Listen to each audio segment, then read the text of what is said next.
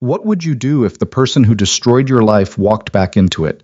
And this time, you had everything to lose? For 10 years, Olivia Bennet chose to become invisible. No name, no face, no future, just survival. But when a billionaire bought the company she'd been hiding in, he did the one thing nobody had done in a decade. He looked at her. And that single moment cracked open a life she'd spent years burying. This is her story. If this is your kind of story, hit like, drop your city in the comments, and let's see how far this reaches. Now let's begin. The elevator in the Hargrove Financial Building smelled like burnt coffee and carpet cleaner, same as always. Olivia Bennet stepped inside at 7:43. Every morning, stood in the back left corner, never the center, never near the buttons, and stared at the scuff marks on the floor until the doors opened on the 14th floor. She had memorized every scratch on that linoleum. She knew which fluorescent bulb above accounting flickered every third Tuesday. She knew that the break room microwave beeped twice before it started and 3 times when it finished, and that if you wanted hot water from the coffee machine, you had to press the button and wait a full 4 seconds before it actually came out. She knew these things because she paid attention to everything that didn't require another human being to notice her back. That was the arrangement she had made with herself, somewhere around year 3 of this job. Keep your head down, do your work, go home. Don't give anyone a reason to look at you twice. For almost a decade, it had worked perfectly. The 14th floor of Hargrove Financial was a particular kind of purgatory, not loud enough to feel alive, not quiet enough to feel peaceful. 46 employees sat in a grid of gray cubicles, processing reports, running projections, sending emails that nobody read carefully. The fluorescent lights buzzed from 8 in the morning until whatever time the last person decided to leave, and the carpet was a shade of taupe that suggested someone, at some point, had tried to make the color inoffensive and accidentally made it depressing. Olivia's cubicle was in the far corner beside the supply closet. She had requested it herself when she started, 8 years ago. Her desk held exactly 3 personal items. A small succulent in a white pot, practical, low maintenance, required minimal attention from her. A photograph, face down, that she never turned over but could never bring herself to throw away. And a chipped University of Illinois mug that said Fighting Illini in faded orange letters, which she'd picked up at a Goodwill for $1.49 and used to hold her pens. Everything else was work. Spreadsheets, projections, market analysis reports that ran 40, 60, sometimes 90 pages long, color-coded and cross-referenced with a precision that would have made an actuary cry with joy. She was good at this job. Not just competent, not just reliable, genuinely good. The kind of good that made her supervisors look smart when they submitted her work under their names, which they did, regularly, because Olivia never complained and never asked for credit. That was also part of the arrangement. Her name was technically Olivia Bennet, but most people on 14 called her the quiet one from the corner when they needed to reference her, which wasn't often.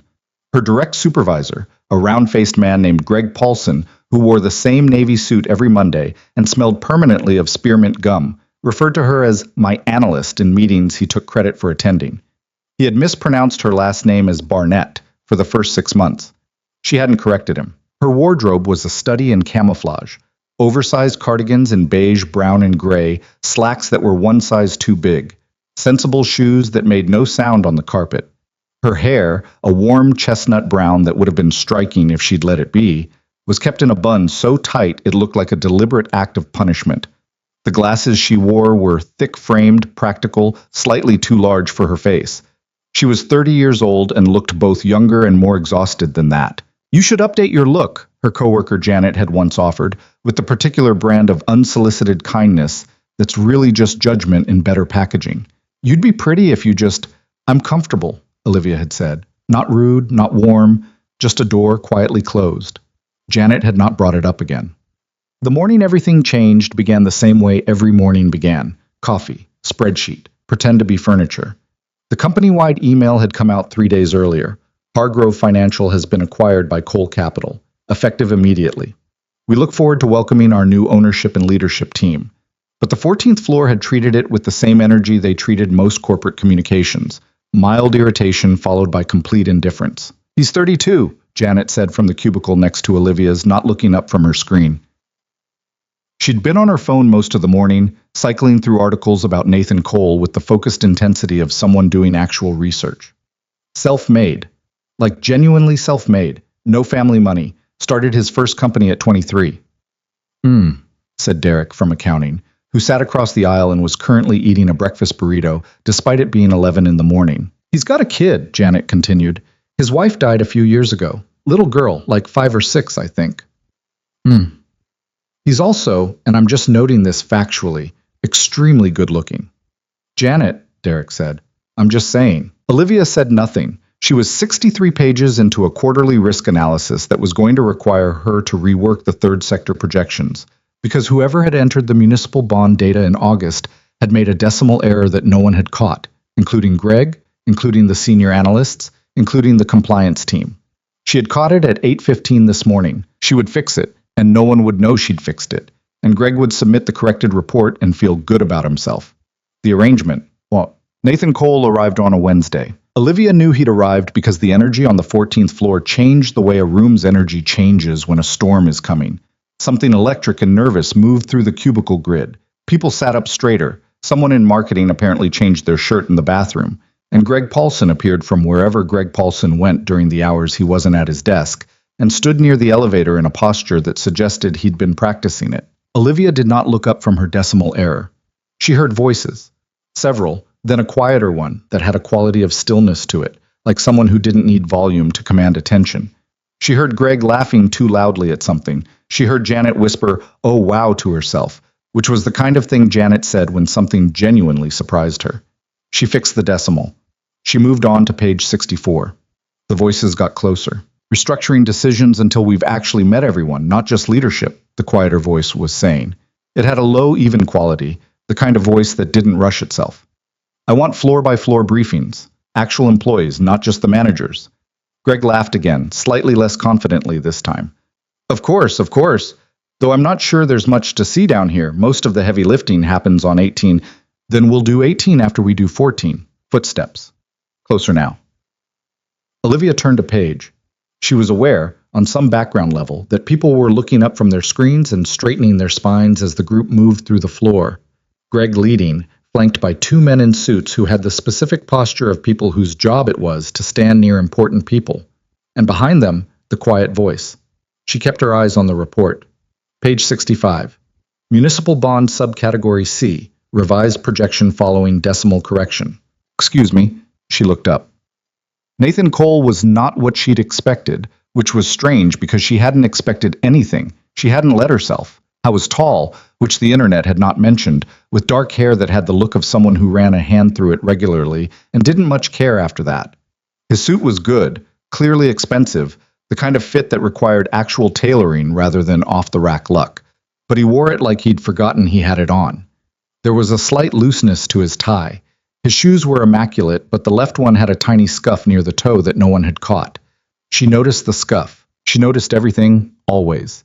He was looking directly at her, which was uncomfortable, and he had the kind of eyes that didn't glance, that they landed, stayed, like he'd decided to pay attention to her specifically and wasn't in a rush about it. "Sorry to interrupt," he said. It didn't sound like a corporate apology. It sounded like he actually meant it. "Nathan Cole." He held out his hand. Olivia looked at it for a beat too long, then shook it. "Olivia Bennett," she said. "Financial analysis." "What are you working on?" The question surprised her. Not who's your supervisor, or how long have you been here? Those were the questions people in his position asked, because they were safe and easy and didn't require actual listening. "Quarterly risk assessment for the third sector portfolio," she said carefully.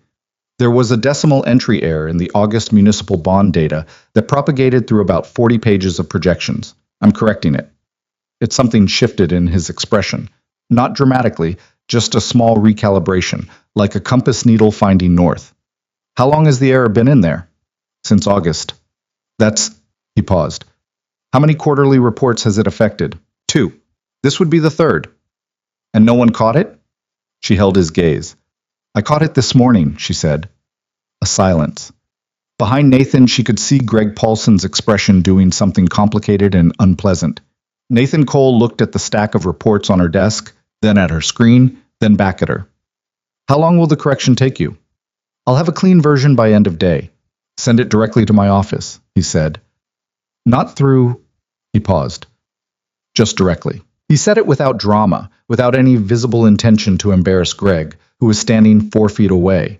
But the message was clear, and everyone in earshot caught it. "Okay," Olivia said. He nodded, started to turn, then stopped. "You've been here how long?" 8 years. Another pause, longer this time. "I'll want to schedule time to talk through your work," he said. "Properly. Not a walkthrough. I mean, a real conversation." She didn't know what to say to that, so she said, "Sure." He left. She turned back to page 65. Her hands were very steady. She was proud of that. She was the last person in the office that night. The floor had emptied out around 6:30. Even Greg, who'd hovered near her cubicle for an uncomfortable 20 minutes making noises about team credit and collaborative processes before giving up and getting his coat. The overhead fluorescents hummed in the emptiness. The cleaning crew came through at 7, nodded at her. She knew their names, both of them, which they'd seemed surprised by the first time, and moved on. She finished the corrected report at 8:14. She stared at the email compose window for a while. 2N Cole. Subject, corrected, Q3 risk assessment. She typed it, deleted it, typed it again. Stop being ridiculous, she told herself. She hit send. She put on her coat, a dark green parka from a thrift store, slightly too large, perfectly warm, and took the elevator down alone. Outside, Chicago was doing what Chicago did in late October. The wind came off the lake like a personal attack, and the streets had that particular grayness that came before the first real cold. She walked the 4 blocks to the bus stop with her hands in her pockets and her eyes on the sidewalk. Somewhere, in the building she'd just left, there were probably a dozen people her age at dinners and bars, and the kinds of places where people her age did things. She knew this the way you know something you've stopped trying to feel anything about. She caught the 147 North, sat by the window, watched the city move past. Her apartment was a 1-bedroom in Edgewater, 3rd floor, radiator heat that worked about 70% of the time, view of the alley. She paid $940 a month, which was below market rate because the landlord, a 73-year-old man named Victor, who lived on the 1st floor, liked that she was quiet and always paid on the 1st. She'd been there 5 years. The apartment was clean in the way that spaces get when someone spends very little time actually living in them.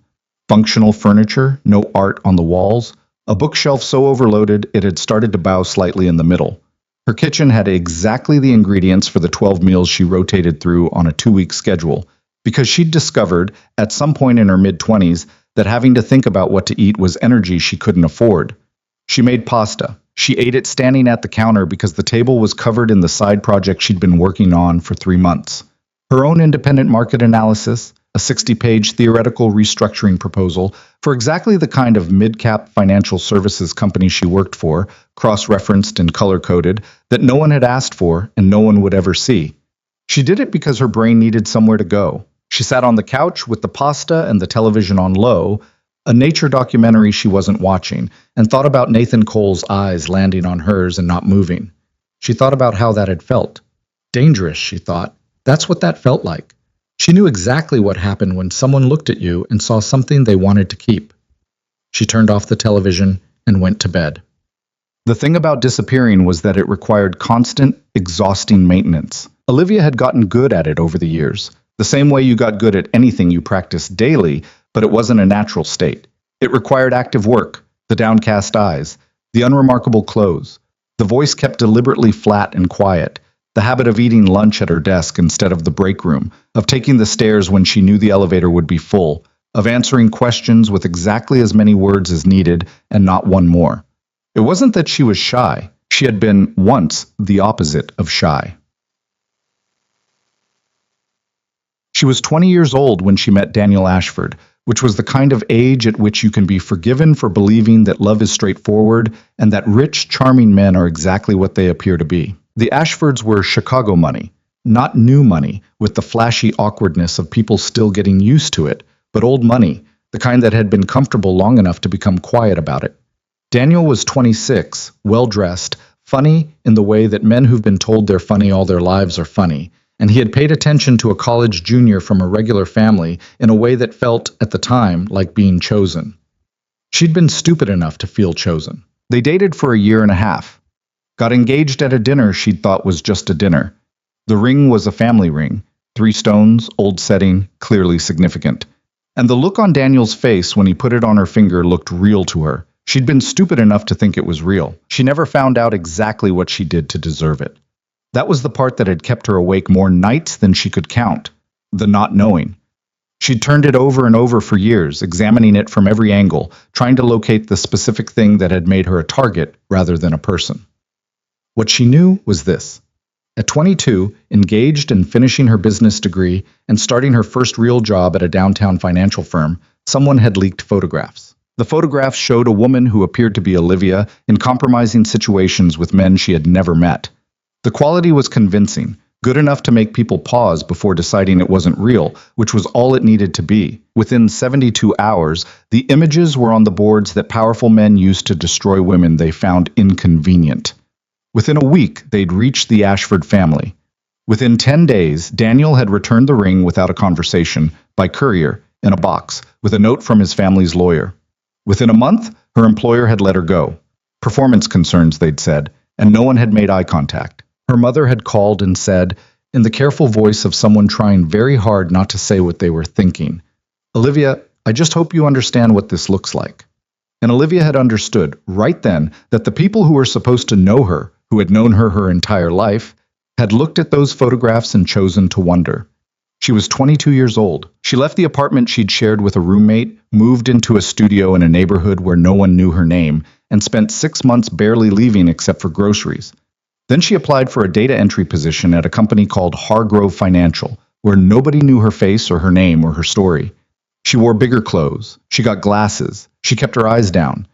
And she discovered that the world was, in fact, perfectly willing to ignore you if you asked it to. 8 years later.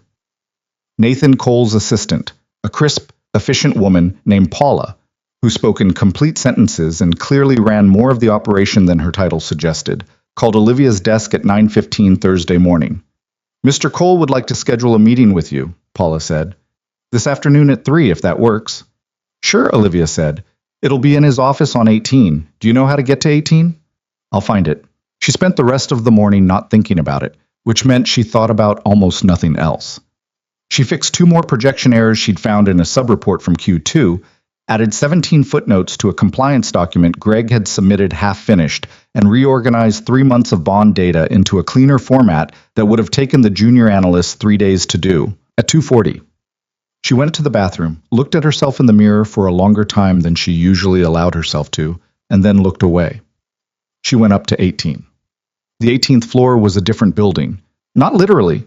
Same carpet, same fluorescence, but the energy was different in the particular way that executive floors were different, which was to say that the anxiety up here was better dressed. The assistant desks were staffed by people who moved with purpose. The glass-walled offices held people who held phones like they needed them. Paula met her near the elevator and walked her to the corner office, knocked twice, and opened the door. Nathan Cole was on the phone, standing by the window. Chicago stretching behind him in the gray October afternoon, the lake visible as a strip of darker gray at the far edge of the skyline. He turned when she came in and held up one finger. 1 minute. She sat in the chair across from the desk, put her hands on her knees, and looked at the books on the shelf to the left. Actual books, not display books. Spines cracked. Some of them turned sideways where they'd been stacked horizontally. A coffee mug leaving a ring on the corner of the desk.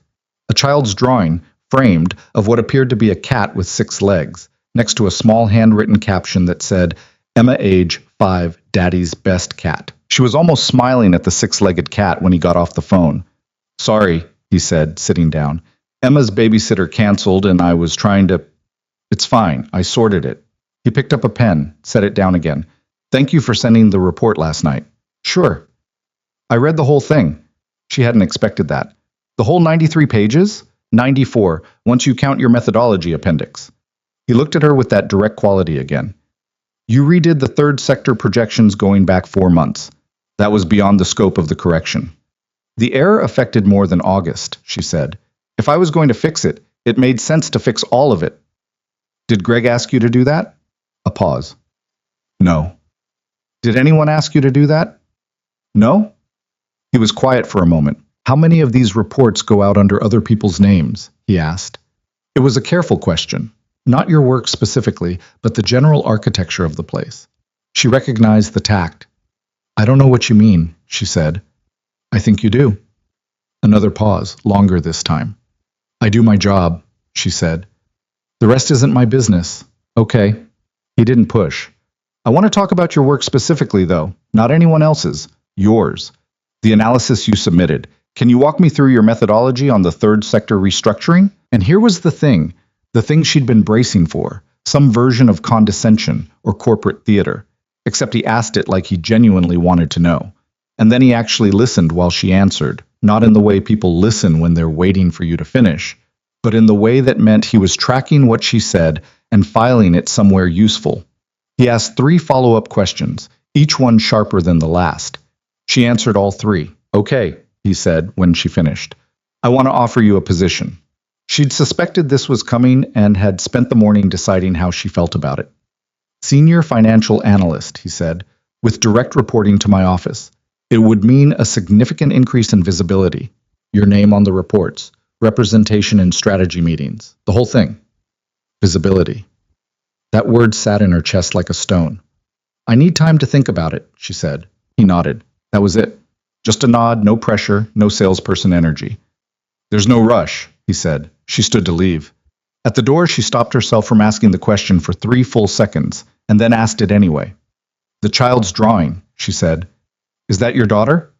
Something changed in his face, not dramatically, just a softening around the edges that happened fast and then settled. Emma, he said. She's 6. She's convinced that all cats should have more legs because then they could run faster. She's been lobbying for this position for about 4 months. Has she made any progress? She convinced me that she had a strong structural argument, he said. I'm still reviewing the evidence.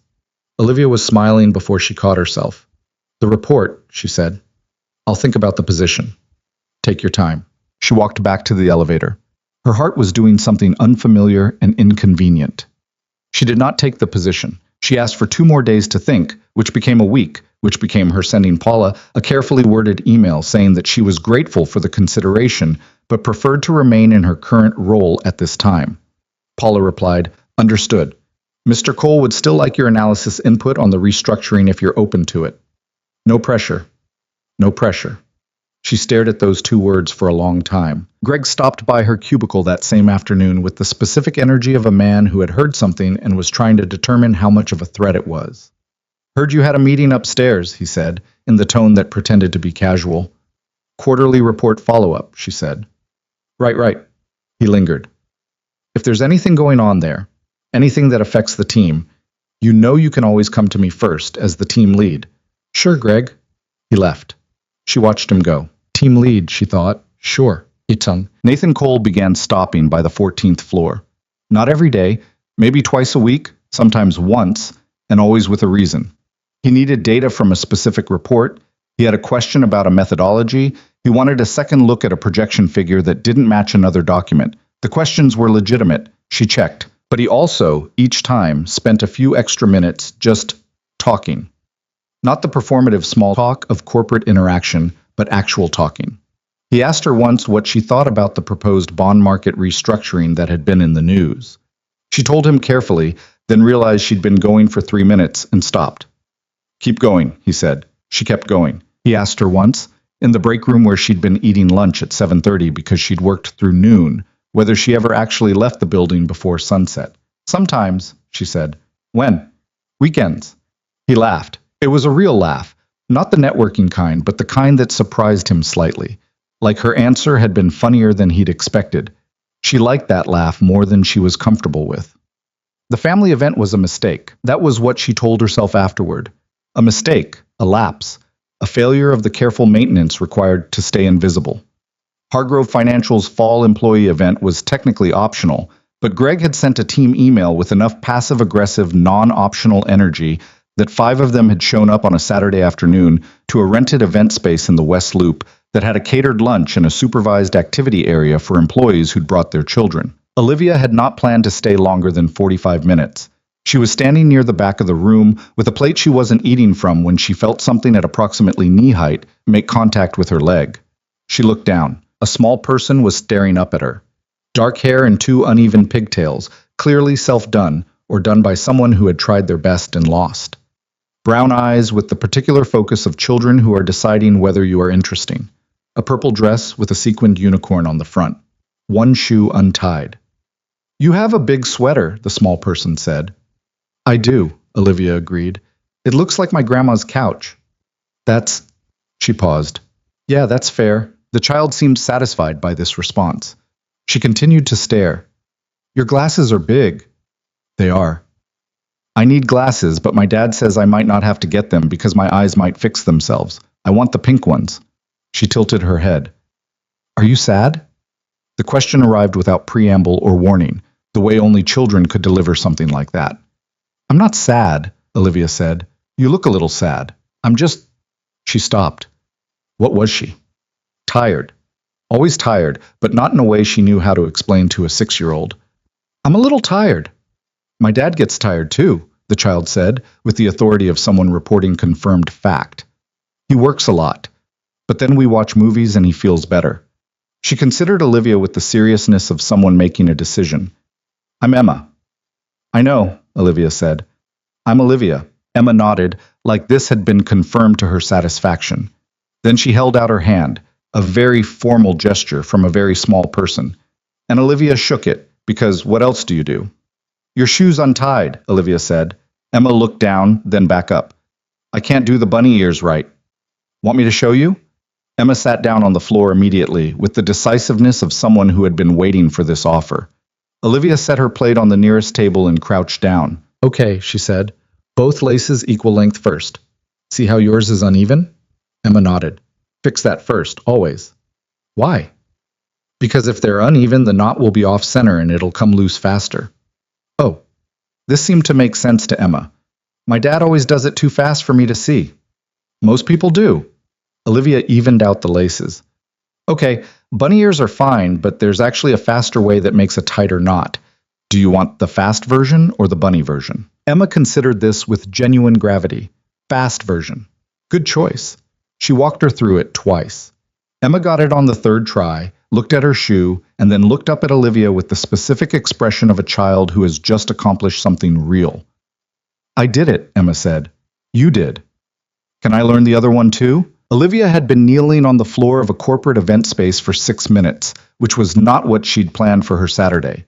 And she looked up and found Nathan Cole standing 8 feet away, watching them with an expression she'd never seen on him before. It wasn't the professional expression or the sharp analytical one or even the laugh at something unexpected one. It was quieter than those. Softer. She stood up. He didn't say anything for a second. She's been in a battle with her shoelaces for 3 months, he said finally. She just needed the right technique. Emma was already working on her other shoe. She doesn't do this with everyone, he said, carefully, like it meant something. She's 6, Olivia said. She does this with everyone interesting. Emma's pretty selective, actually. He looked at his daughter, then back at Olivia. I've been trying to get her to talk to her teacher for 2 weeks. She just stared at the woman. Olivia didn't know what to say to that, so she picked up her plate and said, I should get back to... Stay, he said, not demanding. It was too quiet for that, more like asking. She looked at the exit. She looked at Emma, who had finished her second shoe and was now looking up at both of them with the particular intensity of a child who has already decided something. She stayed for 2 more hours. On the bus home, she looked out the window at the Chicago evening and told herself this was fine. It was a Saturday work event. She'd been polite. Nothing had happened. But she kept thinking about Emma's face when the knot held, and she kept thinking about Nathan's expression when he looked at his daughter, and she kept thinking about how for 2 hours she hadn't once thought about being invisible, which was, she knew, the most dangerous thing that had happened to her in 8 years. The email arrived on a Tuesday at 11:47 in the morning. She knew, the second she saw it, that it wasn't ordinary. The sender address was anonymous, a string of random letters and numbers from a generic domain, and the subject line said, "Thought you should see this before someone else sends it." She sat very still for a moment. Then she opened it. Inside were 3 photographs. She knew the photographs. She had been 22 years old when they first appeared, and in the 8 years since, she had done everything in her power to ensure they would never find her again. She had changed cities. She had changed her appearance. She had made herself small and gray and forgettable, and she had spent 8 years being exactly those things. The body of the email was brief. Your boss might find these interesting. She read it twice. Then she closed her email, picked up her bag, and went to the bathroom, where she sat in a stall and pressed her back against the metal door, and breathed for 4 minutes, counting the way she'd learned to when she was 23 and living alone in a studio apartment and needed to stop herself from coming apart completely. In for 4. Hold for 4. Out for 4. When she felt like herself again, or the version of herself she'd constructed in the last 8 years, she came out of the stall, washed her hands, looked at herself in the mirror. The face looking back was controlled and still. You knew this couldn't last, she told it. You knew someone would find it eventually. You knew. She walked back to her desk. She opened her resignation letter template. She'd had one saved, updated quarterly, ever since she took this job, and began to fill in today's date. She was still typing when her phone rang. Olivia, Nathan's voice, steady, unhurried. Can you come up to 18? She closed the document without saving. When? Now if you can. She took the stairs, all 18 floors. By the time she reached his floor, her face was composed and her hands were steady, and she had decided she would go in, she would be professional, she would not apologize for something she had never done, and she would resign with 2 weeks' notice, and then she would leave this city and go somewhere else and start again, and this time she would do it better. She would make herself smaller, she would make herself disappear. Paula waved her toward his office. She knocked, walked in. Nathan was standing at the window again. When he turned around, his expression wasn't what she'd steeled herself for. Not the distant corporate face, or the cautious pity face, or even the politely devastating HR face. He looked tired, like something was weighing on him. Sit down, he said. I'd rather stand. He looked at her for a moment. Okay. Whatever you received, she started. Olivia, I'm not going to make this difficult. I understand if you need me to. Olivia. His voice was gentle, but it had enough weight to stop her. I didn't call you up here to let you go. She stopped. Then why? Because someone sent me something I think you should know about, he said. And I wanted to be the one to tell you. Not HR, not an email, me. The room was quiet except for the distant sound of the city outside. I hired someone to look into it, he said. The photographs. The words sat between them like something fragile. That's... Her voice was steadier than she expected. That's not something I asked you to do. I know. He didn't apologize for it. I did it anyway. You had no right. I know that too. He moved to the desk, picked up a folder and held it out. I'm not sure what to do with that except tell you what they found. She didn't take the folder. The photographs were manipulated, he said, digitally. Whoever made them was good. Good enough that it wasn't obvious, but not perfect. He set the folder down on the desk, close enough for her to reach. The metadata on 2 of the original files was traced to a company that had, at the time those photos appeared, a significant financial relationship with the Ashford family, specifically with the company Daniel Ashford's father was running.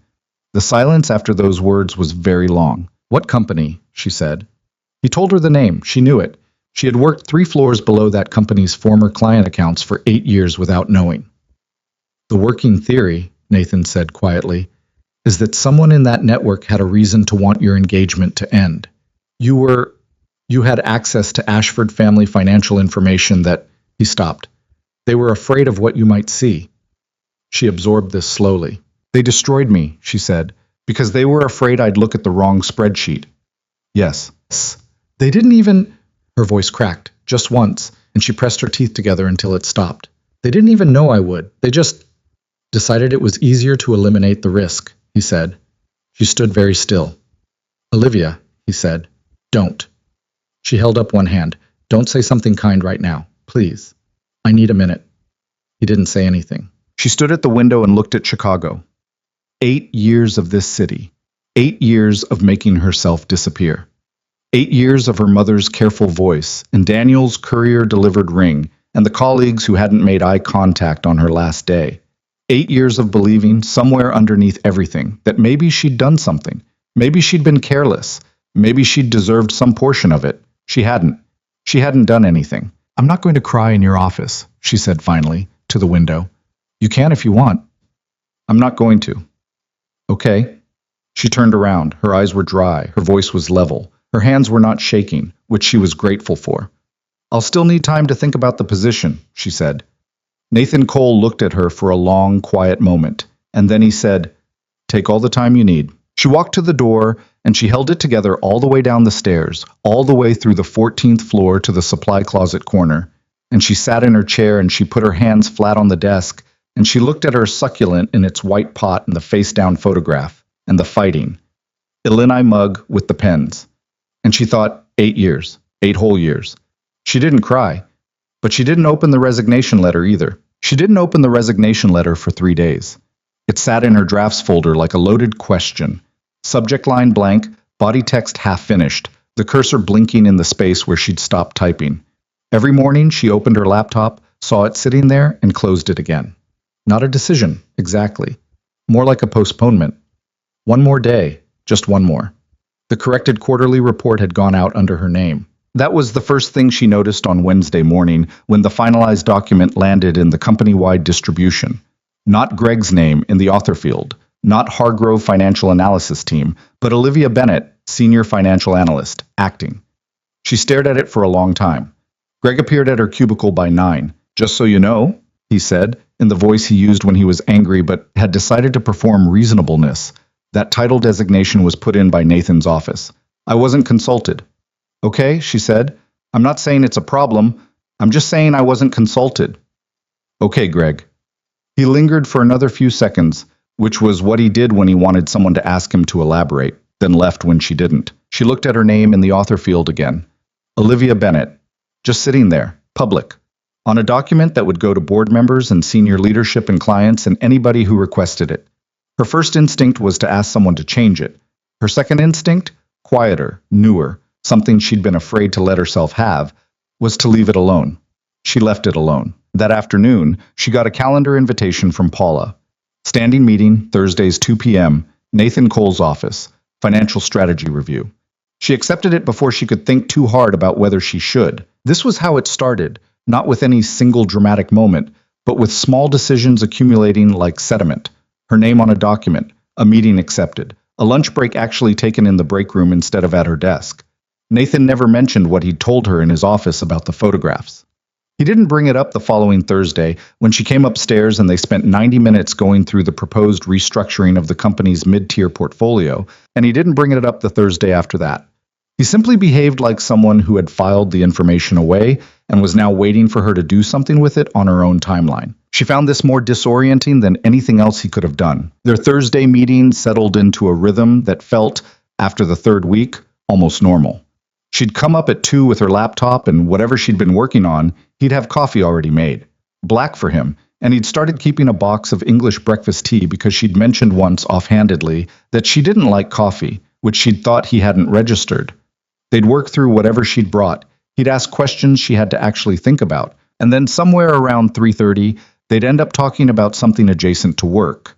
A market trend, an article one of them had read, a policy decision that was making its way through the financial news cycle. Once she arrived and found him on the phone, clearly in the middle of something complicated, waving her to the chair with an apologetic look.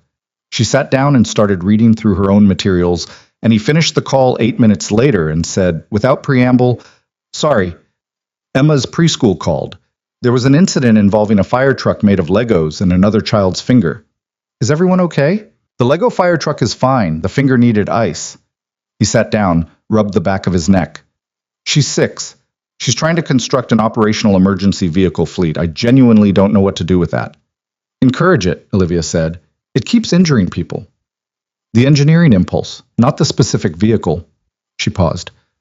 "She's 6 and building multi-component structures with moving parts. That's not a behavior problem. That's a skill set." Nathan was quiet for a second. "Her teacher disagrees," he said. "Her teacher's wrong." He looked at her, and then something that had been tense around his mouth released. "Yeah," he said. "Her teacher's wrong." They got back to work. But the moment sat with her on the bus home, the easy naturalness of it, the way she'd said what she thought without editing herself first. She hadn't done that with someone in a very long time. It scared her, a little, how much she hadn't hated it. The Thursdays were professional. That was what she told herself, firmly, when she found herself thinking about them on days they weren't happening. They were work meetings with a direct application to her job, and the fact that they felt different from work meetings was a perception problem she needed to manage, not a reality she needed to acknowledge. She was very good at managing perception problems. She had built her entire life around it. But Nathan Cole was making it difficult. The issue was that he didn't perform consideration. Most people, when they wanted something from you, had a quality to their attention that was slightly off. A watchfulness.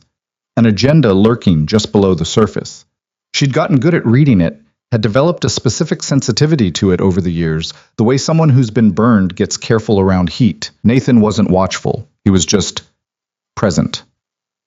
When she talked, he listened the way you listen to something that actually matters. When she said something he found interesting, his reaction was immediate and unguarded. When he disagreed, which he did occasionally because he had actual opinions and wasn't performing deference, he said so directly and without softening it into something useless. She appreciated the directness more than she expected to. "You disagree with the accelerated timeline," she said, in their fourth Thursday meeting. "I do. The committee projection supports it. The committee projection is optimistic in a way that makes me nervous." He turned his laptop to show her the spreadsheet. "Look at the Q2 assumptions. They're assuming a 12% market uptick in a quarter where the sector historically underperforms. Why are they assuming that?" She looked. She'd had the same question and hadn't said it out loud. "Because it supports the conclusion they wanted to reach," she said. "Right." He sat back. "Which tells me someone built the projection backward from the answer. That's not analysis, that's decoration." She looked at him sideways. "You said that in the board meeting last week." "I did." "Hendricks looked like you'd kicked his dog." "Hendricks built the projection." He shrugged, but there was a slight smile. "I wasn't wrong." "You weren't wrong, but you could have framed it more diplomatically." "I could have." He paused. "Do you think I should have?" She thought about it honestly. "No," she said. Someone needed to say it out loud. The whole room knew it anyway. He was looking at her with that quality again, focused and without agenda. "You'd have said it more diplomatically," he said. "I wouldn't have said it at all." "Why not?" She looked back at her screen. "Old habit." The pause that followed was careful on both their parts.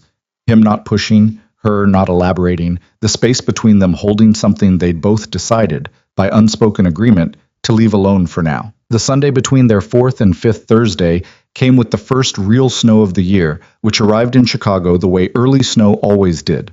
Overnight, without apology. Transforming the city by morning into something that looked temporary and clean. Olivia woke up to 4 inches on her windowsill and stood in her kitchen with her coffee cup, the real one, not the office mug, watching the alley below fill up with white. She should have stayed in. She'd planned to work through the weekend on the restructuring analysis, a voluntary project she'd taken on because Nathan had mentioned in passing that the board would need a second opinion document by the end of the month, and she'd gone home thinking about it until she'd had to write things down just to get them out of her head. Instead, she put on her coat and went for a walk. She walked 12 blocks north to the Andersonville neighborhood, where she knew a used bookstore that opened at 10 on Sundays and had a section of financial history texts that most bookstores didn't bother to stock. She bought 3 books she didn't need and a collection of short stories she'd been meaning to read for 2 years. And she walked back with the bag under her arm and her boots making clean prints in the fresh snow.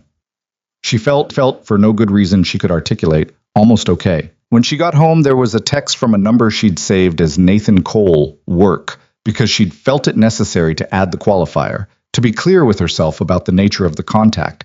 That said, "Emma wants to know if you're the one who taught her the shoe trick. Apparently she's been teaching the other kids at school, and they've been calling it the Olivia knot. I said I'd ask." She sat on her couch with her coat still on and read the message twice. She typed, "Tell her yes," and tell her she can call it whatever she wants. His response came back in under a minute. She says thank you, and also that she is going to name it officially and write it in a book. I told her books required publishers. She said she'd find one. Olivia was laughing before she realized she was doing it. Actually laughing. The kind that surprised her because it came from somewhere genuine. And she put the phone face down on the cushion and pressed her hands over her face and sat there for a moment in the complicated feeling of being happy about something when you'd spent 8 years trying not to want things. The happiness was real. That was the problem. She was starting to want this, and she didn't know what to do with that except be afraid of it. The Thursday after the snow, she came upstairs and he was on a call that ran long, and Paula waved her toward the office with the resigned expression of someone managing an agenda that never stayed on schedule. Olivia sat in the chair and waited and looked at Emma's 6-legged cat on the shelf, which had been joined, she noticed, by a new drawing, a taller stick figure and a smaller one, with the smaller one wearing what appeared to be a crown, labeled in unsteady 6-year-old printing, Daddy and Emma, the Queen. Nathan came off the call looking like someone had spent the last 30 minutes explaining something obvious to him, which she recognized as a specific kind of tired. Sorry, he said. Bad one? Acquisition meeting.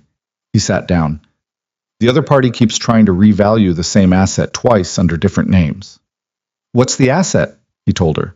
That's not worth what they're saying it's worth, she said. I know. My team knows. They know we know.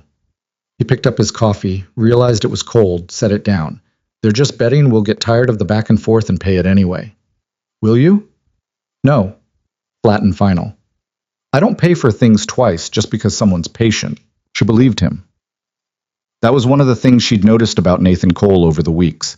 He meant what he said, with a consistency that was different from stubbornness. He wasn't inflexible. She'd watched him change his position twice in meetings when someone made a better argument. But he didn't bend because someone applied pressure.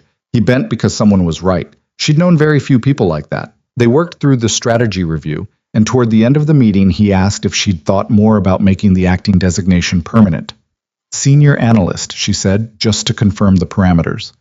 Director of financial analysis, he said. We're reclassifying the role. She looked up. That's different from what you originally offered. It is. Why? Because the work you've been doing for the last 6 weeks is director-level work. It would be inaccurate to call it anything else. He said this plainly, like it was just arithmetic. The salary adjustment is significant. You'd be presenting to the board quarterly. Presenting to the board. She heard the words and felt them land in a part of her chest that had been trained for years to receive things like this with immediate refusal. Nathan, she said, you don't have to decide right now. I know. She pressed her hands flat on her knees. Can I ask you something? Yes. Why does it matter to you, whether my name's on the work, whether I'm visible in the structure? She tried to keep her voice clinical, analytical, like it was a business question. You could run the same operation with me in the same role I'm in now. The output would be identical. He was quiet for a moment. Because the output wouldn't be identical, he said finally, because you'd still be invisible, and the company would be lying about who's actually doing the work. That's a business argument. It's also a different argument. He leaned forward slightly. You're good at this.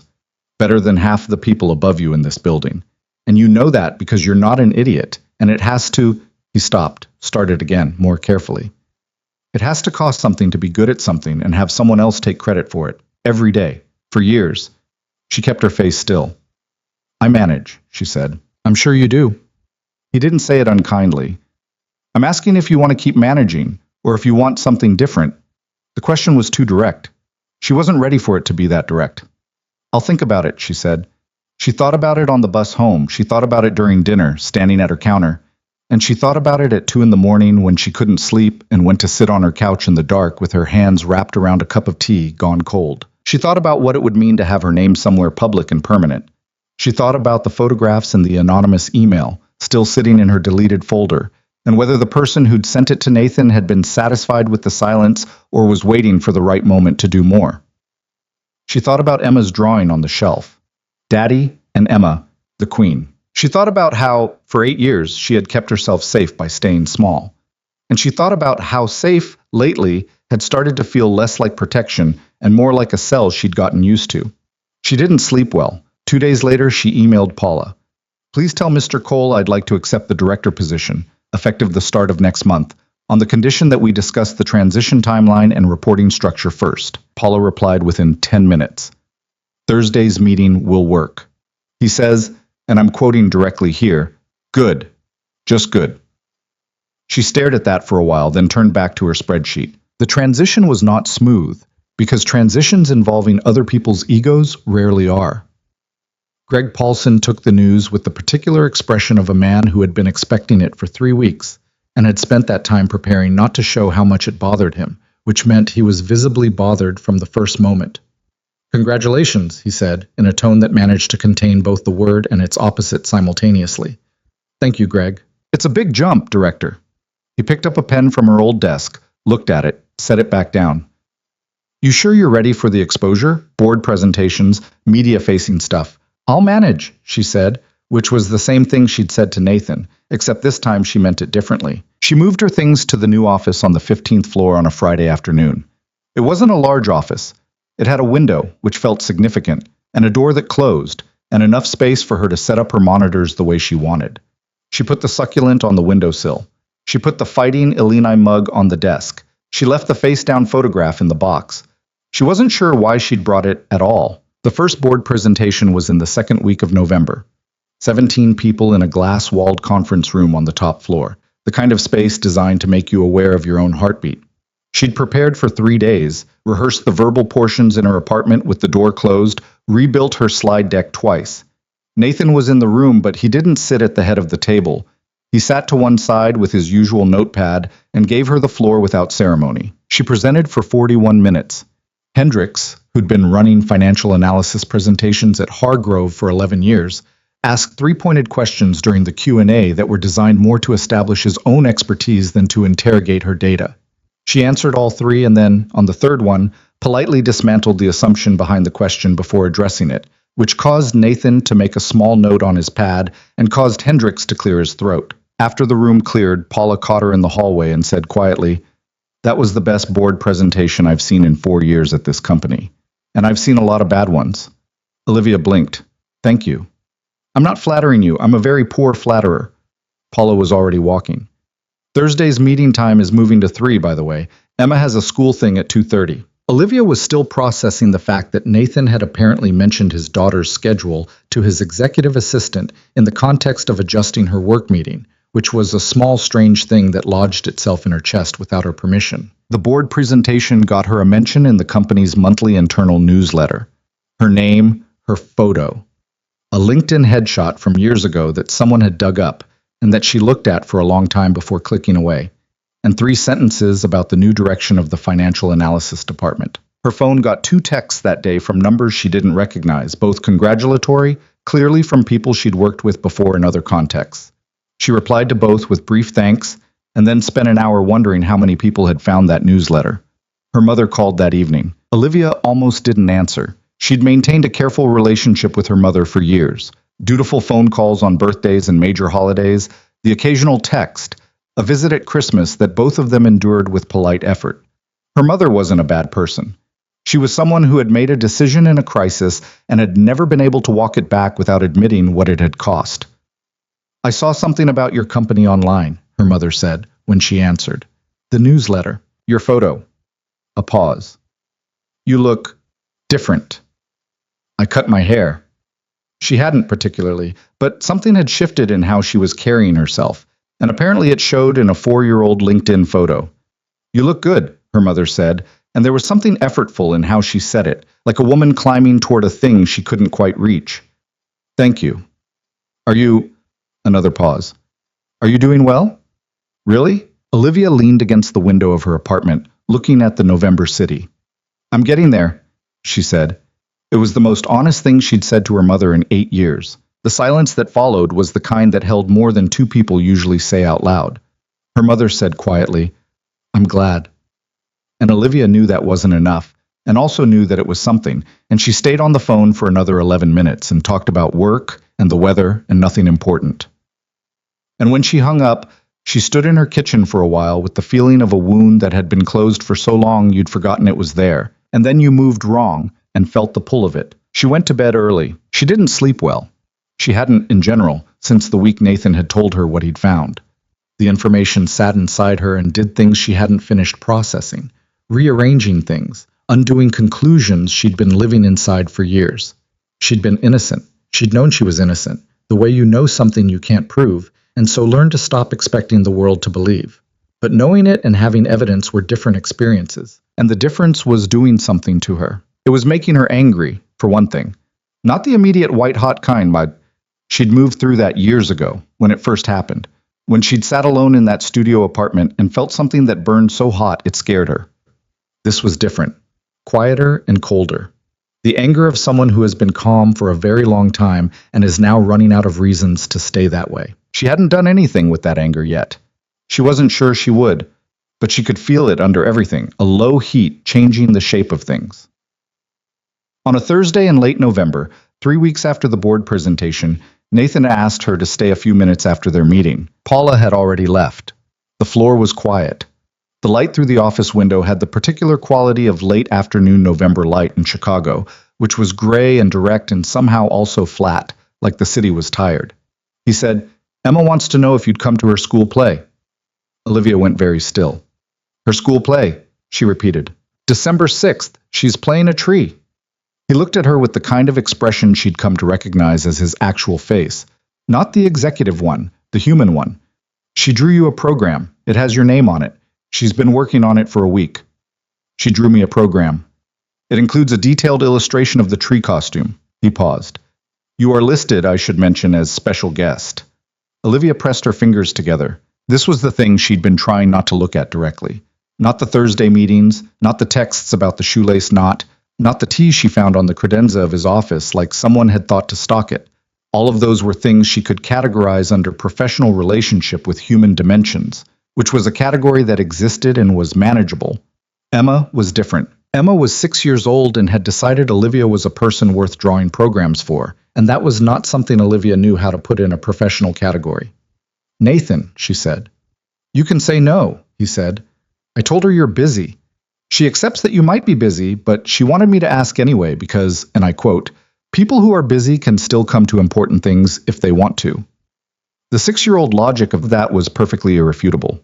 "She's not wrong," Olivia said. "She's frequently right," he said, with a quality in his voice that parents get when they're talking about their kids to someone who might actually care. "She gets it from somewhere I can't identify. It's not me." "Maybe it is you." He looked at her. "You're frequently right too," she said. "You're just more annoying about it." He laughed. The real one, the surprised one. She realized, been deliberately trying to make him laugh. That was a new thing. That was a thing she needed to examine later, alone, in her apartment, with sufficient distance. "I'll come to the play," she said. "Yeah?" "She drew me a program. That seems like the kind of effort you show up for." The quality that came into his face was not quite relief and not quite happiness. It was more complex than either of those, the way real emotions usually were. "She's going to be, I'll tell her," he said. "She'll be, yeah." "The tree costume," Olivia said. "Is it a large tree or a small tree?" "It's ambitious," he said. "I've been told it required 2 cardboard boxes and a significant quantity of green felt. I'll prepare myself." She left his office and took the elevator down to 15. She sat at her desk in the office with the window and the succulent on the sill and the Fighting Illini mug full of pens, and she opened her laptop and tried to work. She read the same sentence 4 times. December 6th was 2 weeks away, and Emma Cole had drawn her a program with her name on it, and the impossible thing, the thing she'd been trying not to look at, was that she wanted to go. Not because she felt obligated, not because it was professionally useful, not because Nathan had asked. She wanted to go because she missed being someone a child wanted to draw a program for. She'd forgotten, in 8 years of being invisible, that there were things you lost when you made yourself small. Not just opportunities or career advancement or the kind of life other people her age seemed to be building without apparent effort. Small things. The things that happened between people when they trusted each other enough to be themselves. She had given all of that up to stay safe. And now a 6-year-old with uneven pigtails was quietly, methodically, and without any awareness of what she was doing, dismantling 8 years of careful architecture. Olivia stared at her laptop screen. She thought about calling her mother back. She thought about the face-down photograph in the box she'd brought from her old desk, still unlooked at. She thought about the anonymous email in her deleted folder, and whether the person who'd sent it was done. She decided, sitting in her office in the November quiet, that she was tired. Not the bone-deep exhaustion of the last 8 years, though that was there too, underneath everything, always. But tired of waiting for something bad to happen. Tired of organizing her whole existence around the prevention of pain. Tired of choosing small.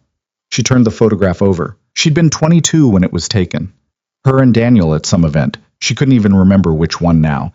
Her in a blue dress she'd borrowed from a roommate, smiling the way you smile when you think you have everything figured out. She looked at the girl in the photograph for a long time. Then she put it back down. Not face down, just down. It was a small thing, one small thing. She turned back to her screen and started working. Outside, Chicago was already dark at 4:30, the way it got in November, and the city lights were coming on in the buildings across the skyline. Hundreds of lit windows in the gray dusk, each one containing some version of a life being lived. She had a tree play to go to in 2 weeks. For the first time in longer than she could remember, that thought didn't scare her. The school auditorium smelled like industrial cleaner and construction paper, which was exactly the right smell for a place that was trying very hard to be more important than it was. Olivia arrived 7 minutes early, which for her was practically late, and stood near the back of the room holding the hand-drawn program Emma had apparently sent home with Nathan 2 days prior with strict instructions that it be delivered before the event. The program was 4 pages of folded copy paper, stapled slightly off-center, with a cover illustration of a large green tree wearing what appeared to be a tiara. Underneath the tree, in Emma's careful but still developing printing, the winter show, special guest, Olivia, not Olivia Bennett, not Ms. Bennett, just Olivia, with a period after it, like punctuation was a formality Emma had decided to observe without fully committing to. She had looked at it 3 times on the bus over and then folded it carefully into her coat pocket. The auditorium was filling with the particular energy of a children's school event, parents with phones already raised, younger siblings being managed at various degrees of success, a grandmother in the front row who had clearly dressed for an occasion significantly more formal than a first-grade winter play. Nathan was near the middle section, already saving the seat beside him in the way people save seats when they're expecting someone they're mildly nervous about, which was to say he was sitting with his jacket on the seat and checking the door with a frequency he probably didn't realize was visible. He saw her. The jacket came off the seat. She made her way down the row. "You made it," he said. "I said I would." "I know, He stopped. "Emma's been asking approximately every 40 minutes since Tuesday whether you confirmed." "I confirmed on Tuesday." "I know. She's 6. Confirmation doesn't have a time limit for her." Olivia sat down, put her coat in her lap, and looked at the stage where a first grader in a shepherd costume was being herded back into the wings by a harried-looking teacher. She felt the warm, crowded, slightly too loud atmosphere of the room settle around her. She hadn't been in a school auditorium since she was in one herself, and the specific smell of it, the construction paper and the cleaner, and underneath those, the softer smell of children's things, paste and worn crayons and something indefinably young, moved through her in a way she hadn't prepared for. "She worked on that program for 4 days, Nathan said quietly, nodding at Olivia's coat pocket where the edge of the folded paper was visible. "I can tell. The tree has excellent posture." He smiled. "She spent a long time on the tiara. I was informed that trees in important plays wear tiaras." She's not wrong. The lights dimmed. A teacher came to the microphone at the side of the stage, said the things teachers said at these events. "Thank you for coming. Please silence your phones. The children have worked very hard." And then the curtains opened and 20 first graders arranged themselves on the stage with the collective determined focus of small people who have rehearsed something until it lived in their muscle memory. Emma was the third tree from the left. The costume was, as Nathan had suggested, ambitious. 2 cardboard boxes had been painted brown for the trunk, connected by what appeared to be a carefully cut hole so Emma could stand inside them. The leafy portion was constructed from layers of green felt attached to a wire frame that sat around her shoulders like a very enthusiastic collar, giving her a silhouette that was more sphere than tree, but communicated the essential idea with commitment. On top of the felt crown, a small silver tiara. Her face was visible above the trunk box, expression fixed in the particular concentration of a child who has been told not to wave at their parent in the audience and is working very hard to comply. She saw Olivia. The concentration broke for approximately 3 seconds, a flash of something so purely delighted that Olivia felt it like a hand pressing briefly against her sternum. Then Emma recovered, faced forward, and resumed her tree posture. Beside her, Olivia heard Nathan let out a breath. "She saw you," he said quietly, mostly to himself. "She held it together," Olivia said. "Strong focus for a 6-year-old. She's been practicing not waving." He paused. "She told me at breakfast she was worried about waving." The play was 23 minutes long, involved a plot about woodland creatures preparing for winter that Olivia couldn't entirely follow, but which seemed to hinge on whether a squirrel had gathered enough acorns and required the trees to stand very still for long stretches, while other children delivered their lines around them. Emma stood still with the focused sincerity of a professional. At one point, a child in a chipmunk costume bumped into her trunk box and nearly dislodged it, and Emma grabbed the box with both hands, steadied it, set her face back to neutral, and looked at no one as though nothing had happened. Olivia pressed her lips together to keep from laughing. Nathan made a small sound beside her that suggested he was doing the same thing. After the play, in the gymnasium where the school had set up a reception with juice boxes and store-bought cookies, Emma found them in approximately 4 seconds. She had removed the cardboard trunk but was still wearing the felt crown and the tiara, which she apparently had no intention of giving up. "You came," she said to Olivia, with the gravity of someone confirming an important fact. "I said I would." "I know, but sometimes adults say they will, and then they don't." Emma delivered this assessment without particular bitterness, just the straightforward empirical reporting of a child who has cataloged human behavior and is sharing her findings. "That's fair," Olivia said. "I'm sorry that happens." "It's okay." Emma appeared to have moved past this. "Did you see me hold the box?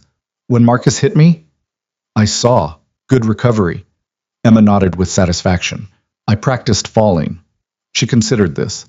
"I didn't fall, but I practiced in case." "That's the right approach." Emma looked at Olivia the way she had the first time, that direct, assessing look that saw more than most adults gave her credit for. "Are you my dad's friend?" The question arrived without warning and sat in the air waiting. "Yes," Olivia said after a...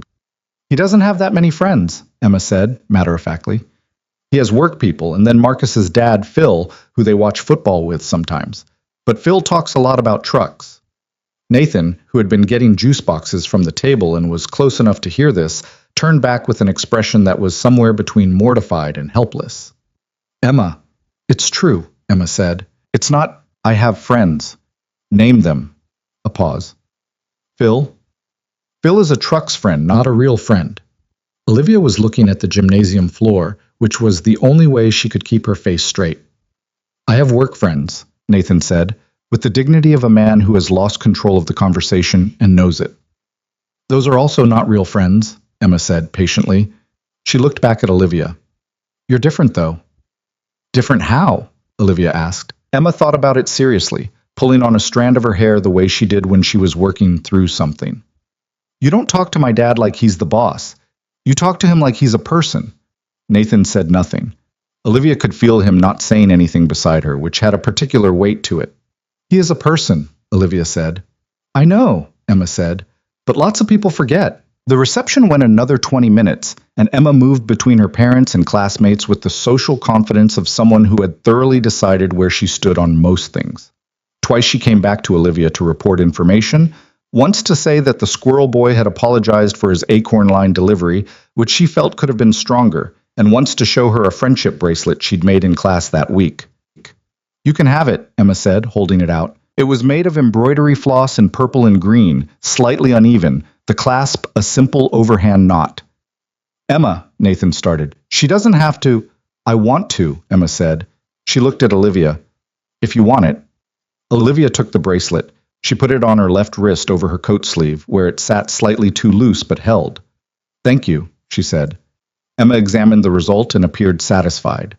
She went back to her friends. Olivia stood in the gymnasium in the noise and the juice box smell and the felt crown energy of a first-grade winter play reception and felt something she didn't have a clean word for, something that was not quite sadness and not quite happiness, but lived in the same neighborhood as both.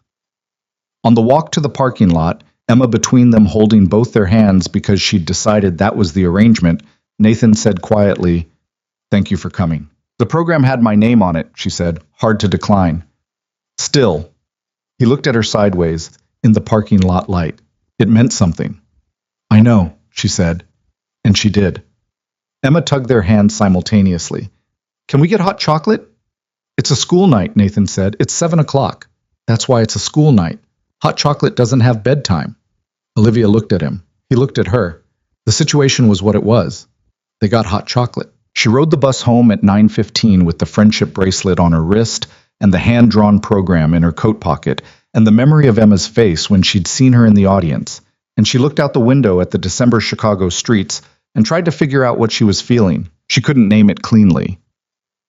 That was the problem with real things. They didn't resolve into something you could file away and manage. They just stayed present, requiring you to keep sitting with them. She sat with it. The week after the play, something shifted between her and Nathan in a way that was gradual enough to be deniable and significant enough that she noticed. The Thursday meetings were the same structurally. Her data, his questions, the back and forth of two people who had figured out how to think alongside each other. But the quality of the space between the work had changed. Less professional buffer, less careful navigation around the fact that they were two people who had, over the course of 2 months, started to genuinely know each other. He told her, in the middle of a conversation about a bond analysis, that he'd been having trouble sleeping. Emma woke up with a nightmare at 2, he said, which is fine, that's a normal thing, but then I couldn't get back down after. What do you do? She asked. When you can't sleep. Walk around the apartment. Look at things. He paused. I made coffee at 3:15, which was a mistake in retrospect. I read, she said, or I work, which is also a mistake in retrospect. What were you working on at 2 in the morning? The February projections. He looked at her with an expression that was partially exasperated and partially something else. Olivia. I know. You're going to I know. The February projections are not due until February. Yes, I know. My brain doesn't care about due dates. He shook his head, but the something else in his expression didn't go away. She recognized it, that specific look. She'd cataloged it without meaning to over the weeks. It showed up when she said something unexpected, or when she held her ground on an analysis he'd questioned, or when she made him laugh by accident. It was the expression of someone who kept discovering that you were more than they'd already understood, and was finding this genuinely interesting rather than inconvenient. She knew what that expression meant. She knew what it meant because she recognized the shape of it, had felt its equivalent in herself, growing quietly and without permission over the weeks. Something that lived in how she looked forward to Thursdays, in how she noticed when he was tired, in how she'd stored the information that he made coffee at 3:15 when he couldn't sleep, and had felt, unreasonably, like she knew something important. She was not ready to do anything with this. She wasn't sure she'd ever be ready, but she was honest with herself. Alone in her apartment in the December dark, in a way she hadn't been honest with herself in years. She was not indifferent to Nathan Cole. She had stopped being indifferent somewhere around the second Thursday, and the process had been so gradual and so counterintuitive to everything she'd built in the last 8 years that she'd almost missed noticing it happen. She noticed now. She did not know what to do with that, except keep showing up on Thursdays, and keep doing her work, and keep being careful. It was December 14th when the second email arrived. She was at her desk at 11 in the morning, working through a presentation deck for the Q1 board meeting when the notification appeared. Different address from the first one, but the same format. The string of random characters, the generic domain, the subject line designed to feel like casual concern. Wanted to make sure you saw this. Inside was a link to a web forum she recognized from 8 years ago. The post was recent, time-stamped that morning, and it included the photographs again, same as the first time, along with her name. Her new name, her current name. Her name that was now on board presentations, and a company directory, and an internal newsletter. The post had been up for 2 hours. She closed her laptop. She sat very still for a long minute, hands flat on her desk, feeling the cold understanding move through her of exactly what was happening. Whoever had done this the first time hadn't been satisfied with the silence. The first email, sent to Nathan, had failed. Nathan hadn't done what they'd expected, hadn't fired her or withdrawn or quietly made the problem disappear. The situation had done the opposite of what they'd intended. She was more visible now, not less. So they were escalating. She picked up her phone. She looked at Nathan's contact, still saved as Nathan Cole, work, which now seemed absurd given that she knew what he drank and how he slept and what his daughter's face looked like when she saw someone she'd been hoping would show up. She texted him, "Can you call me when you have a minute?" He called in 4 minutes. "What happened?" he said when she answered. Not a question. He'd read the tone in the text. She told him about the forum post. She gave him the link. She kept her voice level, which cost something, and she sat at her desk with her hand pressed flat against the wood and talked through it the way she would have talked through a problem that belonged to someone else. "Okay," he said when she finished. He was quiet for exactly 3 seconds. She counted. "Don't touch the post. Don't respond to anything. I'm calling someone." "Nathan, I know you can handle this alone. That's not the point." She pressed her teeth together. "The point," he continued, "is that you shouldn't have to." The silence after that was short. "Okay," she said. "Are you all right?"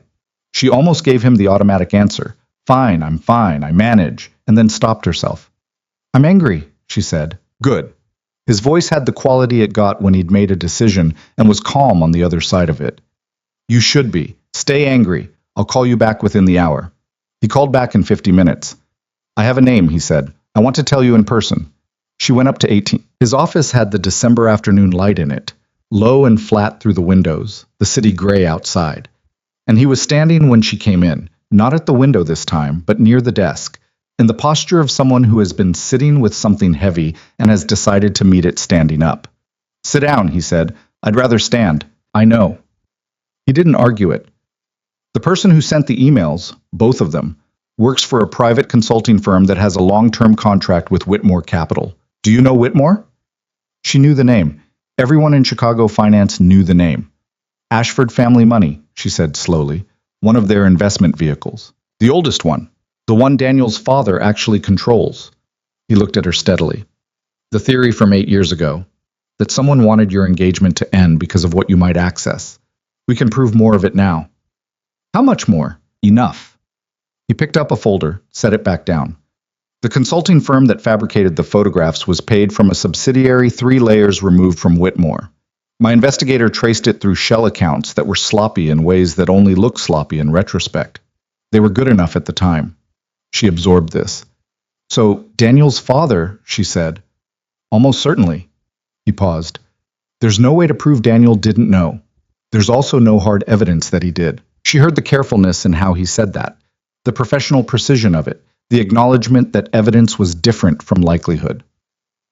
I don't need to know about Daniel, she said. What I need to know is whether this is over. No. He was direct. Whoever activated the consulting firm did it because you became visible again. The newsletter, the board presentations. They got nervous. So the solution is to become invisible again. He looked at her. No. That was sarcasm. I know. He leaned against the edge of the desk, a thing he did when he was thinking, she'd noticed, like he needed the physical grounding. We can pursue this legally. What was done to you was illegal. The photograph fabrication, the coordinated defamation. The statute of limitations on this kind of civil action is longer than most people think. I know what it is, she said. I looked it up, 3 years after discovery. He paused. You looked it up. A long time ago. She pressed her hands together. I looked it up, and then I decided I didn't have the money or the evidence or the energy to fight something that powerful. You have the evidence now. You found the evidence. It's your evidence. He said it without flourish. I found it, but it belongs to your story, not mine. She looked at the window, at the gray December sky, at the buildings across the skyline with their lit windows, same as she'd looked at them from her own office on the 15th floor, same as she'd been looking at this city for 8 years and trying not to want anything from it. If we pursue this, she said carefully, it becomes public. Everything becomes public. Yes. The photographs. My name connected to it. The Ashford family. Yes. That's the thing they're afraid of, she said, half to herself. They've been managing it quietly for 8 years. They don't want it public. Which is exactly why it should be. She turned back to him.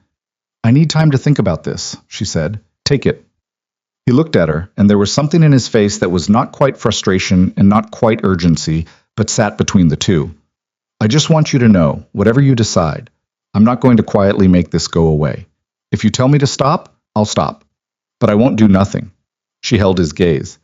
Why not? She asked. Practically speaking, it's cleaner for you to... Olivia.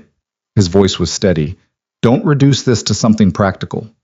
The room was quiet. She looked at him, really looked, in the way she'd been carefully not doing for weeks, because looking meant acknowledging what was there. He was tired. She could see that. He'd been carrying this since the first email, investigating and building a case and carrying it without telling her until he had something solid, because he'd known she wouldn't want to be protected from something thin. He'd given her something solid. Give me 3 days, she said.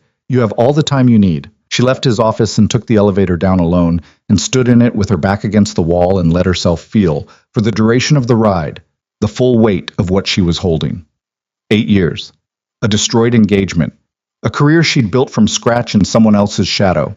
An apartment with no art on the walls and a face-down photograph and a 12-meal rotation and the careful, constant, exhausting work of being nobody. She had done all of that because someone was afraid of what she might see if she got too close to the wrong spreadsheet.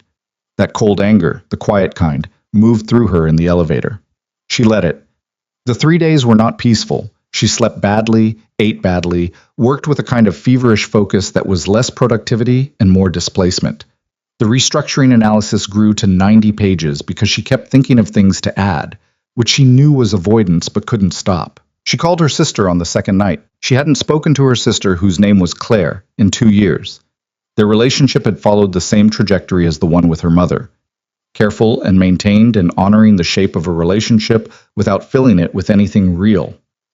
Claire lived in Cincinnati with a husband and 2 kids, and a life that Olivia had made herself genuinely happy for her sister to have, even when the distance between that life and her own felt like a physical thing. "Hey," Claire said, picking up with the slight wary energy of someone who doesn't know the shape of an unexpected call. "Hey," Olivia said. A pause. "Everything okay? I need to ask you something." She sat on her couch, legs crossed, looking at the bookshelf. "When it happened, back then, did you believe them?"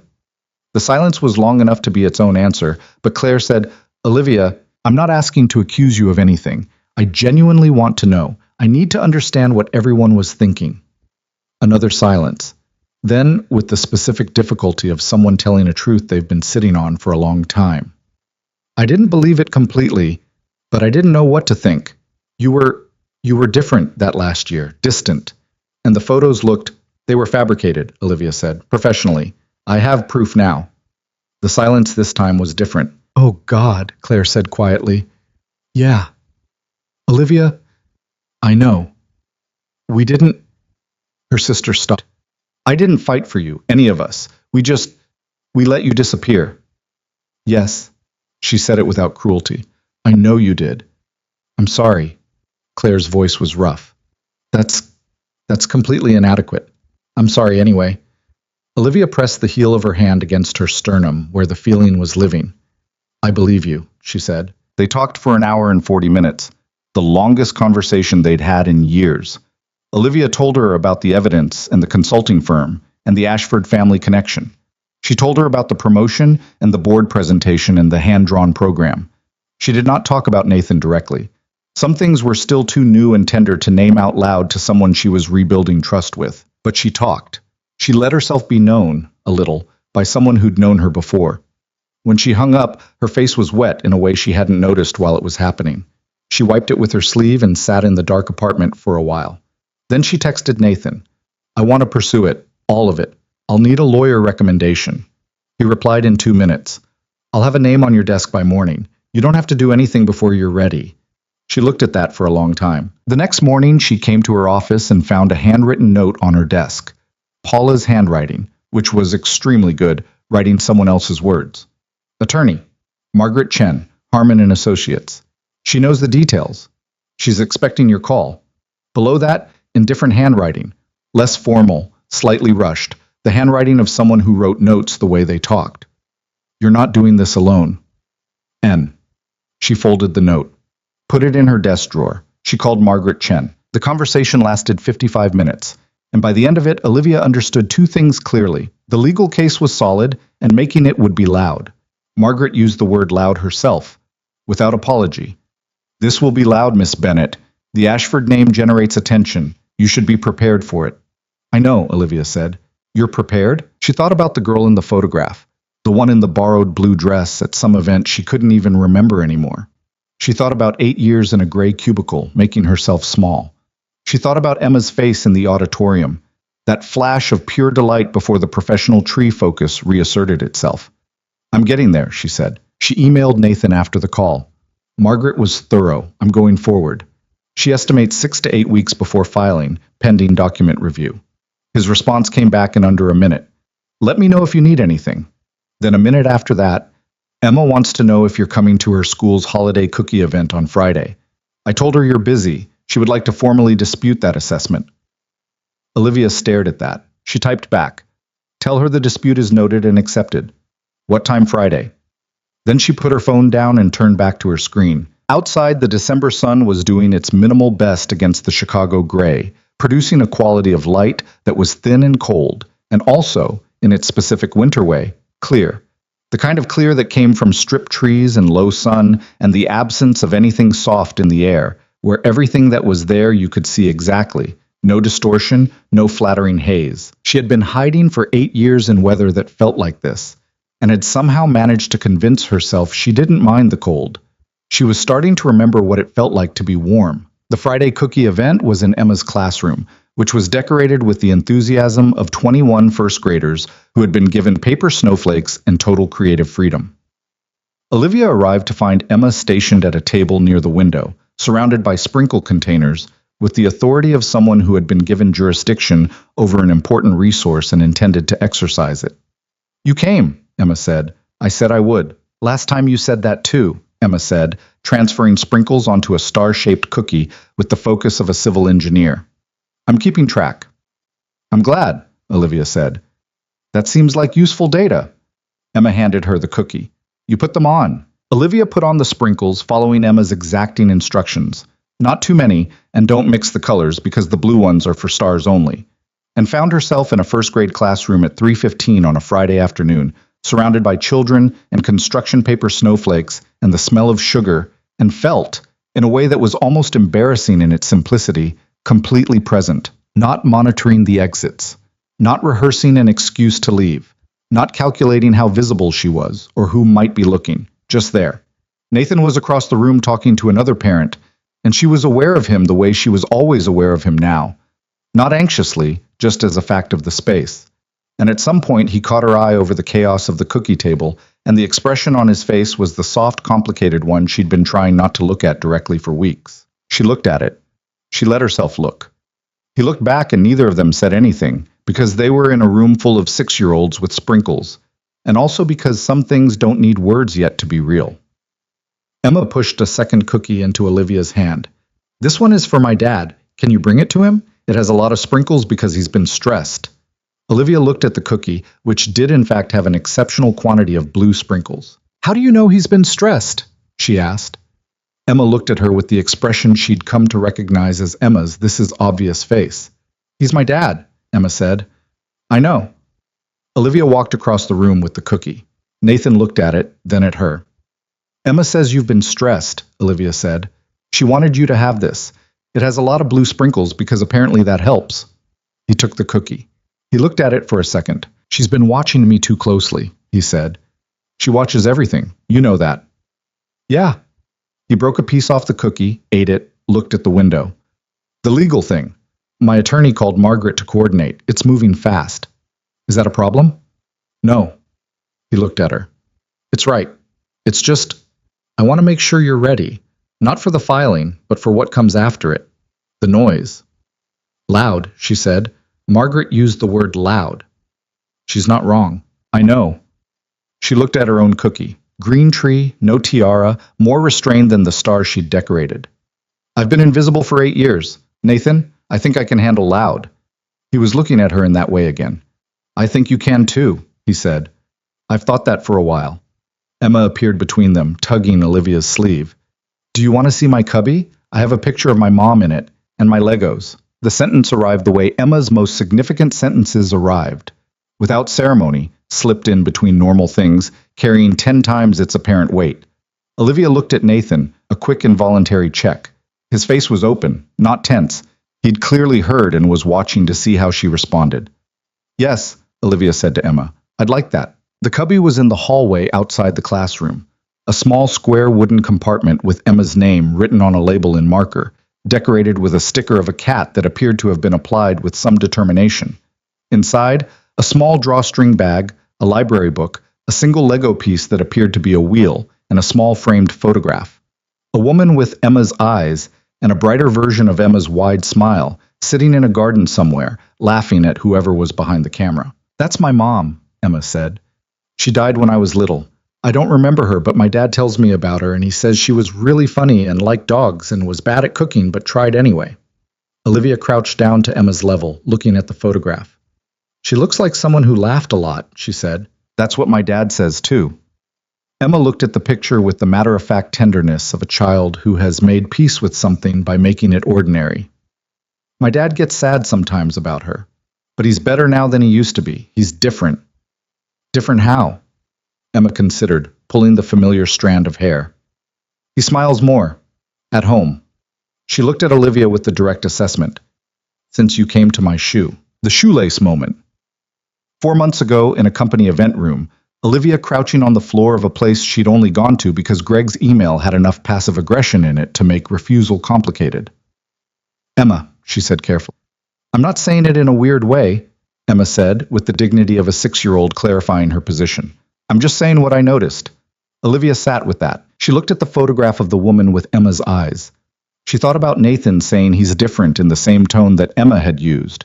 The same genetic tendency toward accurate, uncomplicated observation. She thought about what it meant to be someone who made a difference that a 6-year-old could track. Your mom sounds like she was a good person, Olivia said. She was, Emma said simply. I'm going to be like her when I'm big, except better at cooking. Olivia smiled. That's a good plan. Emma took her hand to walk back to the classroom. Ushas.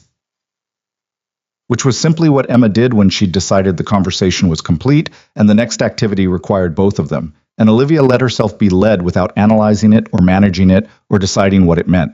Some things didn't need decisions yet. They just needed to be allowed to exist. The invitation arrived on a Tuesday in the second week of January, which was the most anticlimactic time for a life-altering piece of mail to appear. Olivia was eating cereal at her kitchen counter. It was 7:15 in the morning, and she'd already been awake for 2 hours, working on the Q1 projections, when the email from Paula came through with the subject line, Cole Capital Annual Gala, attendance confirmation needed. She read it once, set her phone down, finished her cereal, and then picked up the phone and read it again. The gala was a formal annual event, Paula's email explained, held at the Grand Meridian Hotel downtown on the last Saturday of January. It was equal parts client event and industry showcase. The kind of evening where deals happened in hallways and careers pivoted in the space of a conversation. Senior leadership was expected to attend. Directors were strongly encouraged. Olivia was a director now. She was strongly encouraged. She typed back to Paula, confirmed, thank you. She hit send before she could think too hard about it. Then she sat with the cereal bowl and the January dark outside her window and felt the specific quality of dread that came with having made a decision before your fear had time to talk you out of it. A formal event. A hotel ballroom. Hundreds of people in an industry that now knew her name on board presentations and internal newsletters. Her name that was also, as of 3 weeks ago, attached to a civil lawsuit filing against a prominent Chicago family, which Margaret Chen had submitted on December 28th with the precision and complete absence of theatrical timing that characterized everything Margaret did. The filing had been quiet so far. Margaret had predicted a 2 to 3 week window before it hit the financial press, because documents of this nature had a way of moving through certain circles before they became public, and the Ashford family's attorneys would be making their own calculations in that window about how to respond. They have 3 options, Margaret had told her, in the frank and slightly clinical way Margaret delivered all information. Settle quietly, which is probably their preference. Fight it publicly, which is their worst option, and they know it. Or find some way to pressure you into withdrawing, which is what I'd expect them to try first. Pressure how? Olivia had said. Reputational, professional, personal, if they think they can. Margaret had looked at her over reading glasses that she wore at the end of her nose like a professor. They've done it before. They're reasonably good at it. I know, Olivia had said. I have first-hand experience. Margaret had looked at her for a moment. Yes, she'd said. You do. That's also why you're going to win. Olivia had not asked her to elaborate on that. She'd filed it away and taken the bus home and sat in her apartment and thought about the word win and what it would actually mean for the specific shape of her life. Not in the abstract, but concretely, day by day, what it would feel like to have the thing that was done to her acknowledged in a public document as the thing it was. She was still working out the answer. The Thursday before the gala, she went upstairs for their regular meeting and found Nathan already in his chair, suit jacket off, tie loosened in the way it got when the day had been long, and it wasn't over. He looked up when she came in, and something in his expression said, he was glad she was there, which was a thing she'd gotten more comfortable receiving over the weeks without immediately deflecting. They worked for an hour. It was a good hour, the kind where the thinking moved fast and neither of them had to work to follow the other, where the conversation had the quality of 2 people who'd figured out each other's syntax.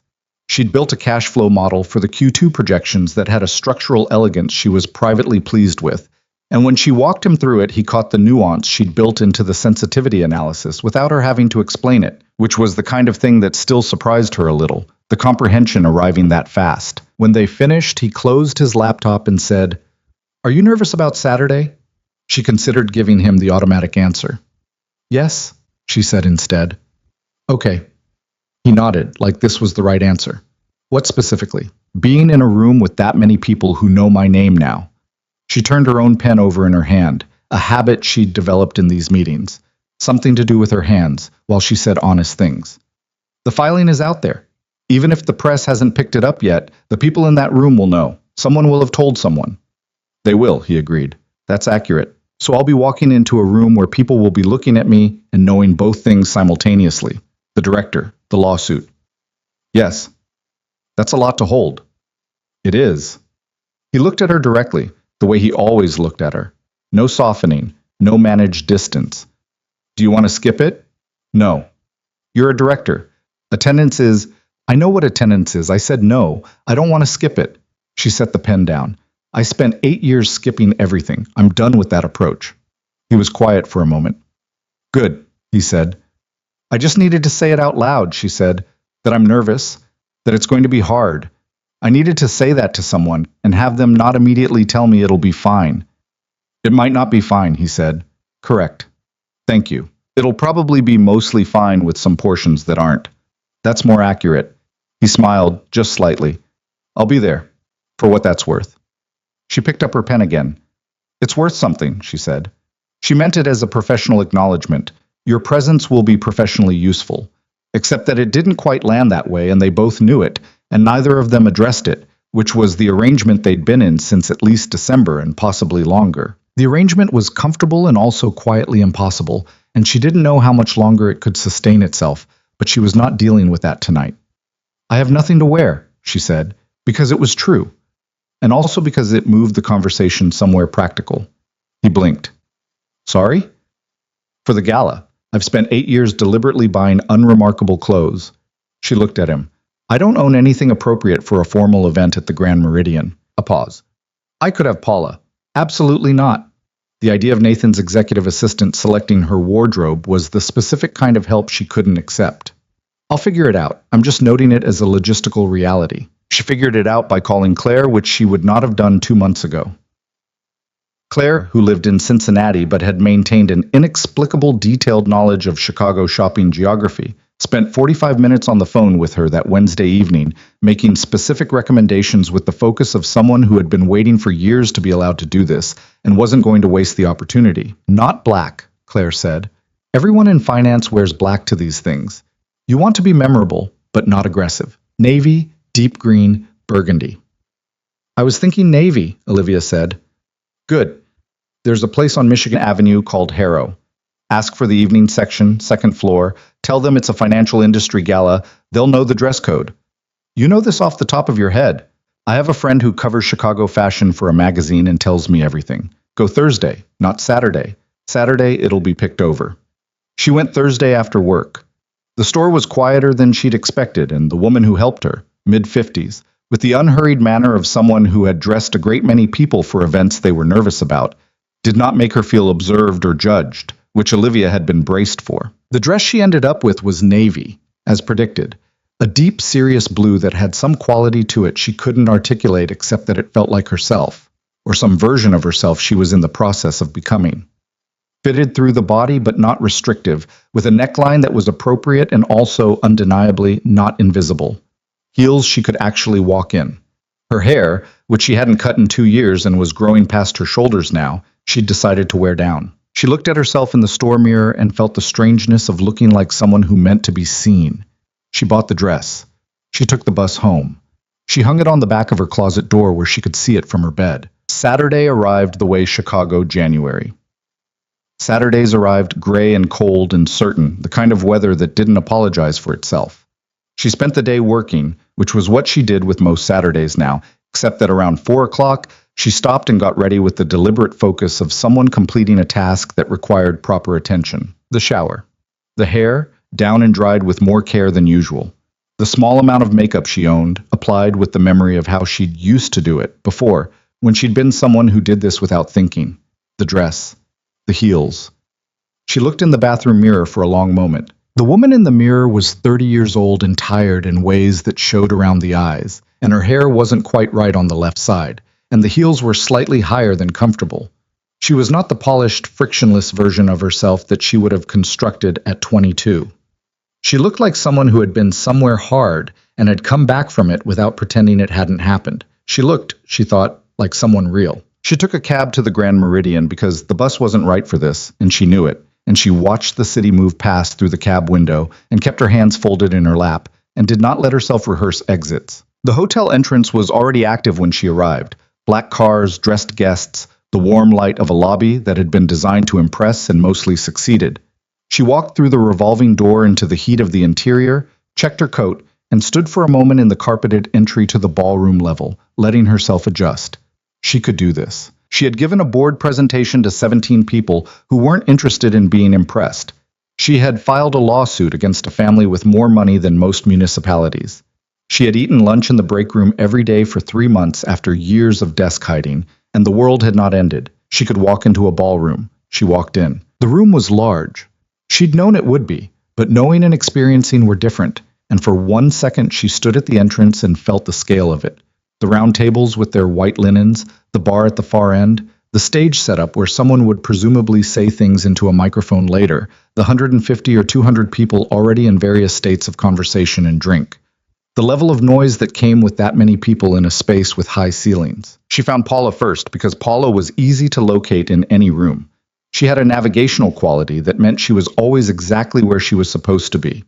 Paula was near the bar, holding a tablet, and when she saw Olivia, she gave her a look that was professional appreciation delivered efficiently. "You look excellent," Paula said. "Nathan is talking to the Renfield group people in the far corner. He's been checking the door since 8:30. It's 9. "Yes," Paula said without further comment. Olivia got a glass of sparkling water. She didn't drink at professional events, hadn't since she was 22, and this was a rule she had no intention of revising, and made her way through the room. She recognized faces from board meetings and presentations. She recognized names from documents. A few people caught her eye, and she held the eye contact, which was something she'd been practicing with the deliberate effort of someone relearning a skill their muscles had forgotten. A woman from one of the firm's institutional clients stopped her near the center of the room. "Olivia Bennett, right? The Q3 restructuring was yours?" "It was." "I thought so." The woman had a direct appraising quality. There was a structural approach to the third sector analysis that I haven't seen anyone do before. I wanted to tell you that. Olivia held the compliment without deflecting it, which took active effort. "Thank you," she said. "I'm glad it was useful." She kept moving. She found Nathan in the far corner, as Paula had said, in conversation with 2 men in the specific mode of a business conversation that was almost over. The slight shifting of weight, the checking of drinks, the subconscious gathering for exit. He saw her when she was still 10 feet away. He went still for a moment, not dramatically. It was small, a brief interruption in his normal quality of self-possession. Then he said something to the 2 men, wrapped up the conversation with the smooth efficiency of someone who had somewhere else to be, and turned toward her. He looked at her, and she let him look, which was new. She didn't find a reason to glance away, or adjust something, or create the distance she'd been manufacturing for months. "Hi," he said. "Hi." He looked like he was going to say something else, and then didn't, which was unlike him. He was, she realized, slightly less composed than usual, and she found this, in the least convenient way possible, both visible and disarming. "You look—" He stopped, started again. "Different. It's the same face." "I know," he said it quietly. Different, though. She understood what he meant. She looked like herself. The self she'd been before, or something past that. Something she was still becoming. It was visible, and that was the point, and she understood what it meant to have the specific person beside her right now be the one to notice. "Paula says you've been checking the door since 8:30, she said. "Paula talks too much." "Paula is extremely efficient. Those are different things." The slight smile. She knew the taxonomy of his expressions now. This was the one that meant she'd gotten him, and he knew it. They moved through the room together, which happened naturally and without announcement. He introduced her to people. Olivia Bennett, Director of Financial Analysis. And she talked and held her ground, and found that the anticipatory dread she'd carried all week was different from the actual experience, because she was here in her body doing the thing rather than imagining it. and her body knew what to do even when her mind was managing the noise. She was standing near the east side of the ballroom, halfway through a conversation with a portfolio manager from a firm she'd worked with on the Q2 restructuring when she saw him. She recognized him the way you recognize something you've been unconsciously watching for, not with surprise, but with a kind of grim completion, like a weather system you'd been tracking arriving on schedule. Daniel Ashford. I was 34 now. 2 years older than she'd last seen him, at the removal of a ring she'd never asked for the return of. He was still handsome in the way he'd always been, the well-maintained handsomeness of a man who had always had access to the things that preserved it. He was in a group of 3, talking, drink in hand, and he was watching her, not glancing, watching. She finished her sentence to the portfolio manager. She excused herself with the specific calm of someone who has decided how they are going to handle something before the something has fully arrived. She set her glass on a passing waiter's tray. Her heart was beating fast, which was information she noted and set aside. Nathan appeared at her left elbow. She didn't know if he'd seen or if his presence was coincidental, but he was there, and she was aware of it without making it load-bearing. "You okay?" he said quietly. "Give me a minute," she said. She had never, in 8 years, figured out what she would say to Daniel Ashford if she saw him again. She had rehearsed and discarded 100 versions, angry, cold, forgiving, withering, and had eventually stopped rehearsing because she'd stopped believing she would ever have to use any of them. She had disappeared well enough. He had never looked. Except now she was not disappeared. Now her name was on board presentations, and in a civil filing that named his family's financial vehicle, and she was standing in the Grand Meridian Hotel in a navy dress and her hair down, and Daniel Ashford was walking toward her with the expression of a man who has been practicing his approach. He stopped 2 feet away. "Olivia." His voice had the careful quality of someone who had also been rehearsing. "I didn't expect to see you here. This is a financial industry event," she said. "I work in finance. It's not that surprising." A beat. "No, I just—" He looked at her with something that might have been genuine discomfort, or might have been the performance of it. She found, to her own surprise, that she wasn't sure which it was, and also that it mattered much less than she'd thought it would. "I heard about the filing." "I know you did." "Olivia, I didn't—" He stopped. His jaw moved. "I didn't know what my father did. Not until recently. Not the extent of it." She looked at him. He had Daniel's father's jaw and his mother's eyes, and no version of the face she'd been engaged to 8 years ago looked quite right to her now. Not because she was bitter, but because she was different enough that he'd become someone she used to know rather than someone she felt anything sharp about. "I don't know if that's true," she said. "I'm not sure I need to know. I want to—" He moved slightly forward, closing the distance by a few inches, and his hand came up. She wasn't sure of his intention, possibly her arm, possibly just a gesture, and her entire body went rigid in a way that had nothing to do with choice. His hand closed around her wrist, not hard, not violent, but contact and uninvited, and the full weight of 8 years of everything this man represented moved through her in the 3 seconds that passed between the touch and what happened next. Nathan stepped between them. I didn't shove, didn't raise his voice. He simply moved, 1 step, deliberate, placing himself in the space. Daniel's hand was trying to occupy, and the motion had a quietness to it that was somehow more absolute than noise would have been. Daniel's hand fell away. The 3 or 4 feet of cleared space around them registered in the ballroom, the way cleared space in a crowded room always registered. Other conversations pausing, attention redirecting. The room becoming briefly aware of something happening in its east corner. Nathan looked at Daniel with the expression she'd seen him use on people who were wasting his time. Not aggressive, not theatrical, just flat and entirely certain. "I don't think she invited that," he said. His voice was level. The kind of level that doesn't need volume. Daniel looked at him, then at Olivia, then back. Something moved through his expression, the recalibration of a man who had miscalculated the situation he was walking into. "We were just talking," Daniel said. "I know what you were doing," Olivia said, and her voice surprised her, steady and direct, coming from somewhere below the fear. "You were trying to manage me, same as you always did. Say enough to make me doubt the filing. Make it look like a conversation between 2 people with history. See if I'm still the same person who was too ashamed to fight back." The ballroom's nearby conversations had not resumed. Daniel's expression shifted into something that was harder to read. Defensiveness, or embarrassment, or genuine discomfort, some combination she no longer had the patience to sort through. Olivia, I'm not, she said, the same person. I want to be clear about that. The lawsuit is proceeding. She held his gaze without effort, which was the thing that surprised her most, how little effort it took. Your family's attorneys can contact Margaret Chen. I have nothing to say to you directly about it. My father made mistakes. Your father destroyed 8 years of my life to protect a real estate valuation. The cold anger was in her voice, clean and controlled, not hot. That's not a mistake. That's a choice, and it's being accounted for. Silence. Daniel looked at her for a long moment. Whatever he'd prepared for this conversation, it hadn't been this version of her. Not the composure, not the specificity. He looked like a man encountering something he couldn't locate in his existing map. I'm sorry, he said, finally. And she couldn't tell if he meant it, and she found again that it mattered less than she'd spent years assuming it would. Okay, she said. Not, I forgive you. Not, it's fine, just okay. The word that acknowledged receipt without assigning weight.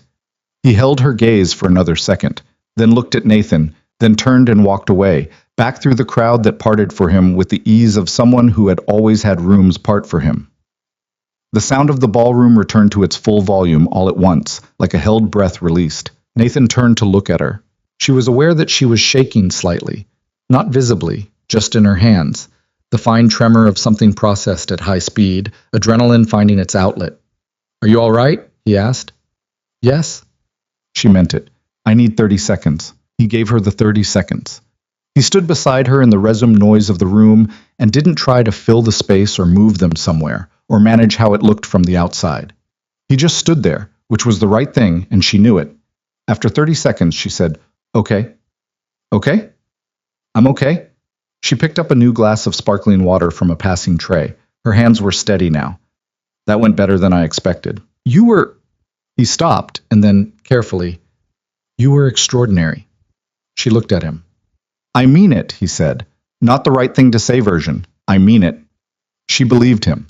That was the thing about Nathan Cole. She'd tested his words against his actions for 4 months now, and they matched in a way she'd stopped being suspicious of somewhere around week 6. He touched her wrist, Paula said, appearing beside them with the timing of someone who had been watching carefully and had decided the aftermath was her moment.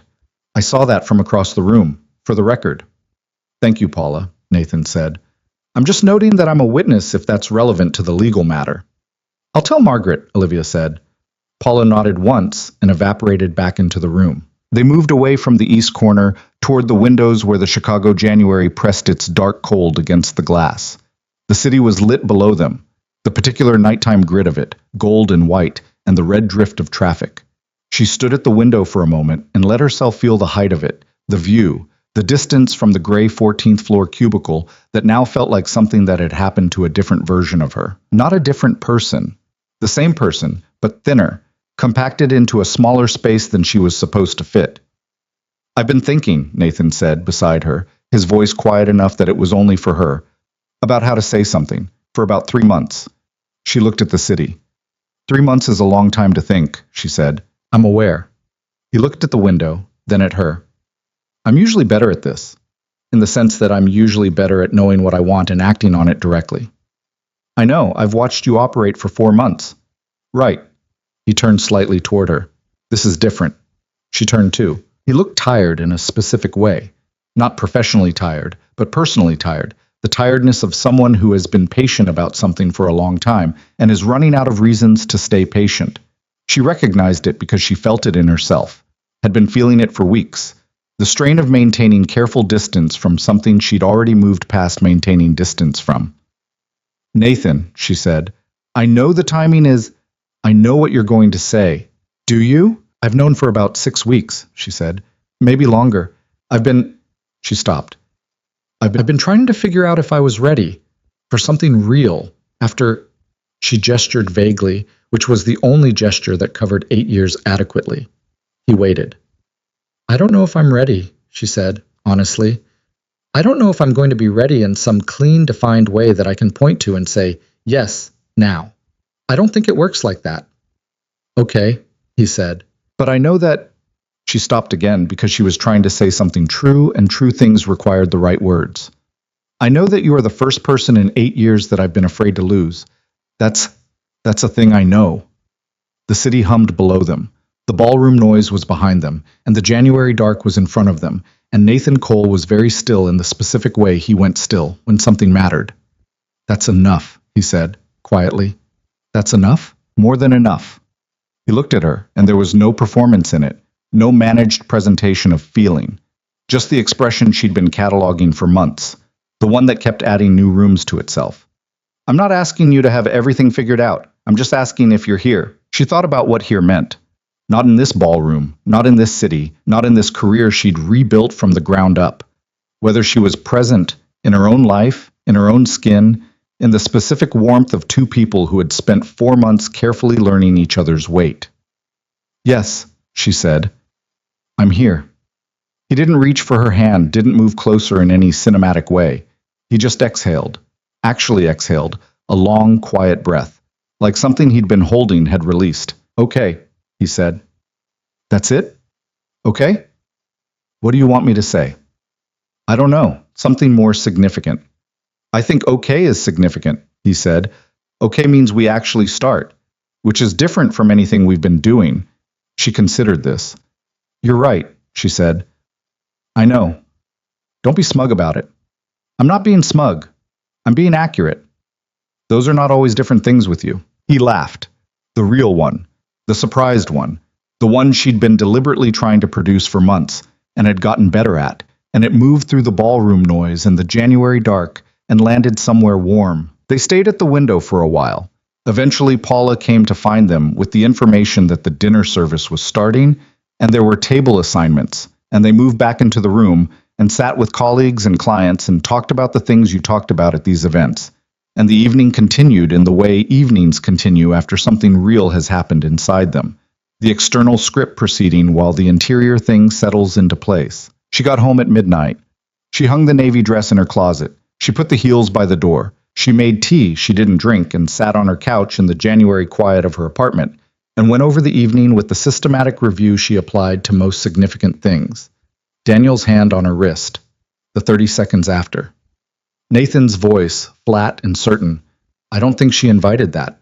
Her own voice, which had surprised her by arriving without trembling. I'm not the same person. She hadn't been performing. That was the thing she kept returning to. She hadn't been performing bravery or composure or the version of herself she wanted people to see. She'd just been there, present, and tired of pretending, and saying the actual thing. It had not destroyed anything. The world had not ended. She thought about Emma, who was presumably asleep right now in the Cole apartment with its 6-legged cat drawings and its tiara-wearing first-grade projects, and who had looked at Olivia's face in a school auditorium and correctly identified something shifting before Olivia had admitted it to herself. She thought about the friendship bracelet on her wrist, which she'd worn under the sleeve of the navy dress all evening, visible only to her. She thought about Nathan's voice saying okay like it was the start of something rather than the end. Her phone buzzed on the cushion beside her. She picked it up. It was a text from Nathan. Emma woke up and asked if the gala was good. I told her yes. She wants a full report tomorrow. I warned her that might require your participation. She was smiling before she finished reading it. She typed back, tell her I'm available for debriefing, but I'm not eating cereal at 9 in the morning for anyone. The reply came back in 30 seconds. She says 9:30 and she'll make the cereal herself. She also says she needs to know what you wore. Tell her navy. She says she needs more detail than that. Olivia looked at the ceiling of her apartment, at the water stain in the far corner she'd been meaning to ask Victor about for 2 years, at the light she'd left on in the kitchen, at the life she lived in this small space that was finally starting to feel like it belonged to someone who intended to stay. She typed, tell her I looked like someone who meant to be seen. She sent it before she second-guessed herself because that was the new arrangement. Say the thing. Don't manage it. Let it land where it lands. The reply from Nathan took slightly longer this time. When it came, it was brief. She says, good. Olivia set the phone down. She looked at the friendship bracelet on her wrist. She looked at the photograph on her desk, still face up, where she'd left it. The girl in the borrowed blue dress at some party. Neither of them could remember anymore. She looked at it for a while. Then she turned off the kitchen light and went to bed. And for the first time in a long time, she didn't spend the dark hours braced for what was coming. She just slept. The settlement offer came on a Wednesday morning in late February, which was appropriately anticlimactic for something Olivia had spent 8 years waiting to happen. Margaret Chen called at 8:47 before Olivia had finished her first cup of tea and delivered the news with the same even tone she used to deliver all news. The same voice for good and bad, because Margaret had decided long ago that emotional coloring was not her job. Whitmore Capital's attorneys submitted a formal settlement proposal this morning, Margaret said. The number is significant, more than we initially projected. Olivia sat down on her couch. How significant, she said. Margaret told her. She sat with the number for a moment, not with excitement exactly, but with a feeling she didn't have a clean word for, something that was part vindication and part grief and part the exhausted relief of a person who has been carrying something heavy for so long that when it's finally set down, the absence of the weight feels almost disorienting. There are conditions, Margaret continued, standard NDA provisions. They want the filing sealed, your statements removed from public record, no press engagement. No, Olivia said. A brief pause. I'd recommend you think about Margaret. She kept her voice level. I didn't file this to get a check and go away. If they want to settle, the terms are the settlement is public record, the acknowledgement of liability is on the document, and no NDA. They won't like that, I know. It may reduce the final number. I understand. A longer pause. All right, Margaret said. I'll communicate your position. Thank you. She hung up and sat with her tea gone cold and looked at the February morning outside her window. Gray, the way Chicago. February mornings always were, the city locked in the last stretch of winter with the particular endurance of a place that had learned not to expect mercy from the season. She texted Nathan. Settlement offer came in. I turned down the NDA. His reply arrived in 2 minutes. Good. Then, are you okay? She thought about it honestly, the way she'd been practicing. Getting there, she typed. Come to my office at lunch? Already planning to. She went to work. The weeks between the gala and the settlement offer had been the strangest of her adult life. Not dramatically strange, but quietly, fundamentally altered in ways she kept noticing sideways. The way you notice a change in light rather than looking directly at it. She and Nathan had not announced anything, had not made declarations, had not done the thing where two people who have acknowledged something real immediately perform the acknowledgement for an audience. What had changed was subtler and more durable than performance, a shift in the quality of ordinary time. He called her now, sometimes, in the evenings. Not always about work. She called him back. They talked about Emma's latest engineering venture, which had graduated from Lego vehicles to an ambitious cardboard and rubber band catapult that had successfully launched a grape across the kitchen and shattered a small decorative plate, an incident Nathan reported with the careful tone of a man who had laughed alone in his home office for 3 minutes before addressing the structural damage. She went to the Cole apartment for the first time on a Sunday in early February. She told herself it was casual. Emma had asked, through Nathan, whether Olivia wanted to see the catapult before it was disassembled on safety grounds, and she'd said yes without thinking about it too much. The apartment was on the 43rd floor of a building in the Gold Coast, which she'd known in the abstract and which felt different from the inside, large and warm and lived in the specific way that spaces get when a child has claimed them, which was to say there were things everywhere. A half-built structure on the coffee table, a blanket fort situation in the corner that had clearly been there long enough to become semi-permanent, a child's artwork on the refrigerator and the hallway wall, and one piece, framed, in the living room that Olivia recognized as a newer version of the six-legged cat. Emma had given her a full tour with the pride of a property owner, explaining the history and function of each room with the confidence of a docent who had decided her audience was intelligent enough for the full version. This is the kitchen, Emma had said. My dad burns pasta. I'm not allowed to use the stove, but I'm learning to make sandwiches. This is the living room. That's my fort. You can go in, but you have to ask first. This is my room. Emma's room was purple, with a loft bed and a bookshelf overflowing with picture books and early readers, and 3 books that were clearly too old for her, but which Emma had apparently acquired through a determination that outpaced developmental recommendation. On the desk, the catapult. Beside it, a notebook filled with what appeared to be engineering diagrams, labeled in Emma's careful printing with measurements and arrows. You drew blueprints, Olivia said. You have to plan first, Emma said, with the gravity of someone who had learned this the hard way. I didn't plan the first time and Marcus got hit with a cracker. How is Marcus?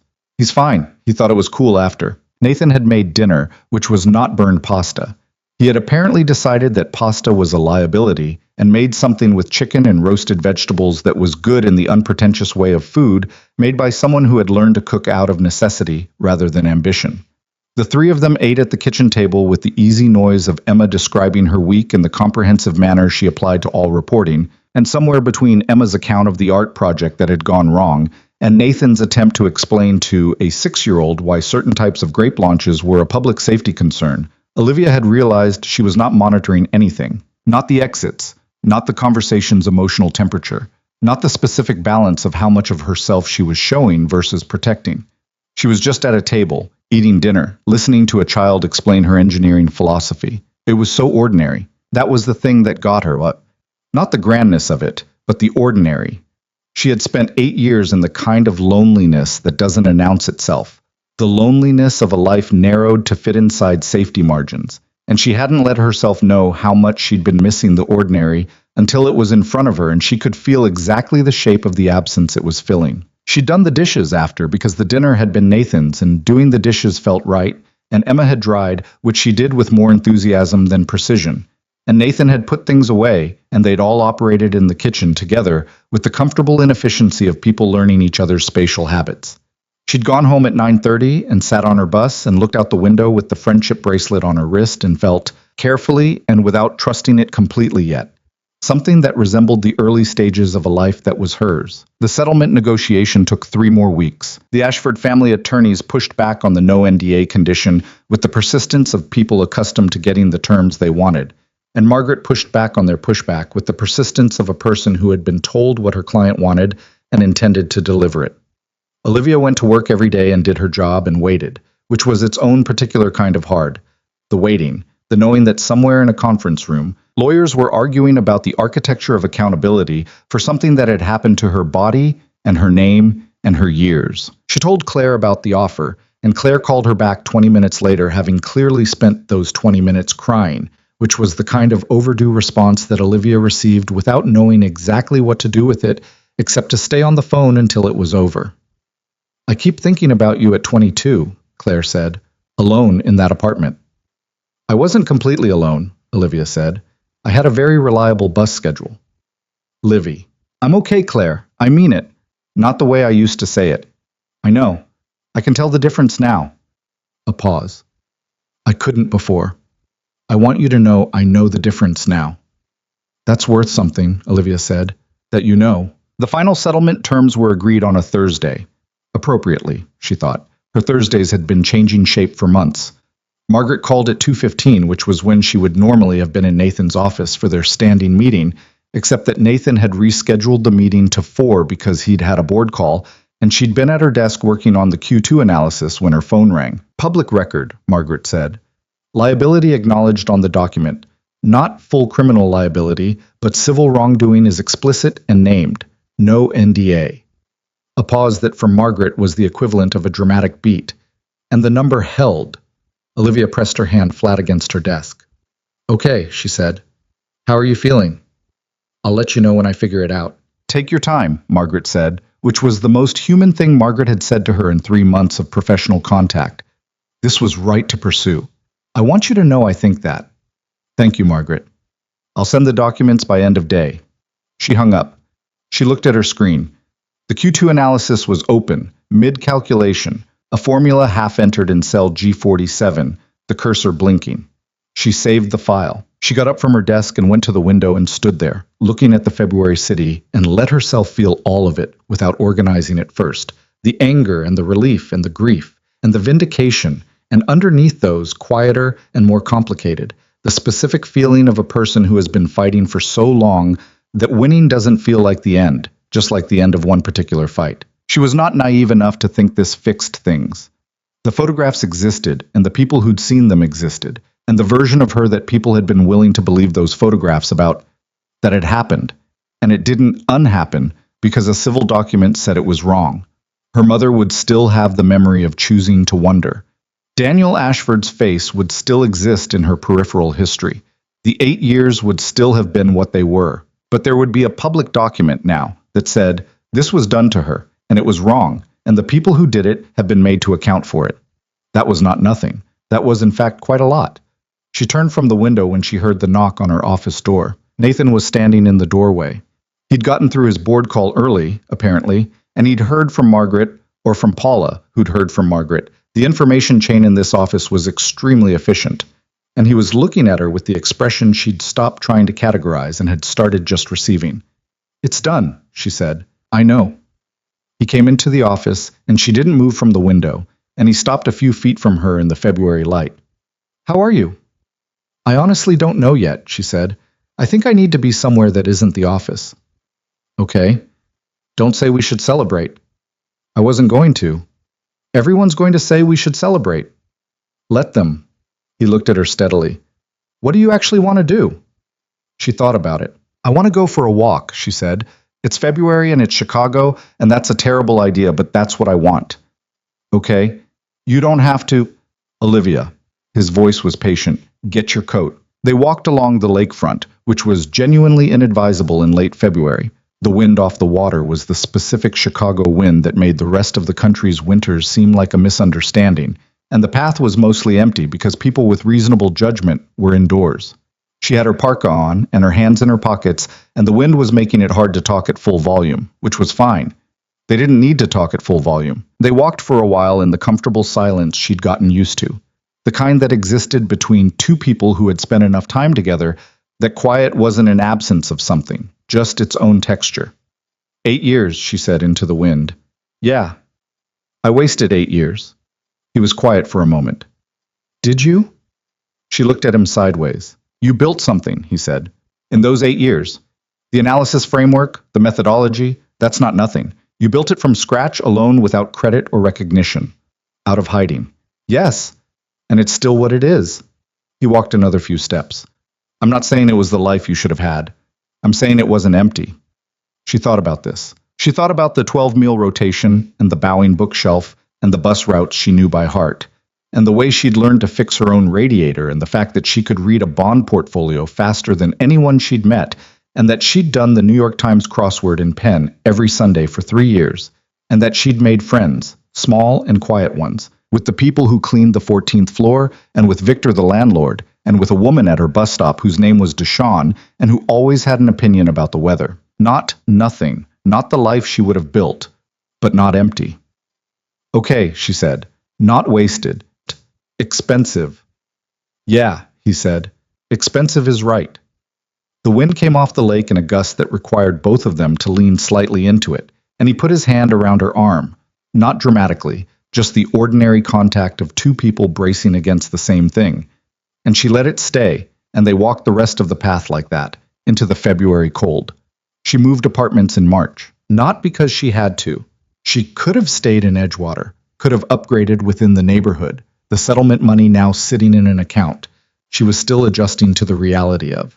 But she'd been in that apartment for 5 years, and it had been the right apartment for the person she'd been in those years, functional and invisible and organized around minimizing everything. And she was not entirely that person anymore, and the apartment knew it. She'd started to feel it in the rooms, the slight wrongness of a space that belonged to a version of you that you were leaving behind. She found a place in Lincoln Square, 2nd floor, 2 bedrooms, actual art on the walls from the previous tenant that she'd negotiated into the lease price, a kitchen window that got morning light, a radiator that worked 90% of the time, which was an improvement. She painted the living room herself on a Saturday in March, with Claire helping via video call and providing commentary and a fair amount of unsolicited color opinions. "Not that gray," Claire said from the phone propped against the paint tray. "It's called warm linen. It looks like a waiting room." "It does not look like a waiting room." "Livy, it looks like the inside of an envelope." She ended up with a color called dusty sage, which was green enough to feel alive and quiet enough to feel like hers.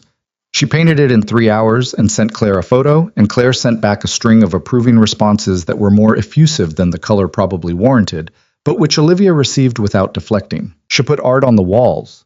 An actual print she'd bought from a street market, abstract, mostly blue, the kind of thing you get because you stood in front of it for too long and had to admit it meant something to you. A photograph of the lake in the winter, which a photographer had taken and sold for $40, and which captured exactly the quality of February lakefront light she'd been walking in the day the settlement came through. The face-down photograph from her old desk she put in a frame, not on display. She wasn't ready for that. and she thought she might never be, and that was fine. She put it in the bedside table drawer, face up inside the drawer, which was its own kind of thing. Not hidden, not displayed, just kept. Emma helped her unpack, which was to say, Emma supervised the unpacking with the focused criticism of someone who had strong opinions about organizational systems and was not afraid to share them. "Your books aren't in any order," Emma said, standing in front of the bowing bookshelf Olivia had transported from Edgewater. "I know where everything is," Olivia said, "but there's no system." "The system is that I know where everything is." Emma looked deeply skeptical. "My dad says that about his office, and he loses things." "Your dad has 300 more books than I do." "I have a system for my books," Emma said, and proceeded to explain it, alphabetical by first name of author, which was unusual but which Emma had apparently arrived at through careful reasoning that Olivia followed and found defensible even if she didn't adopt it. Nathan had carried boxes.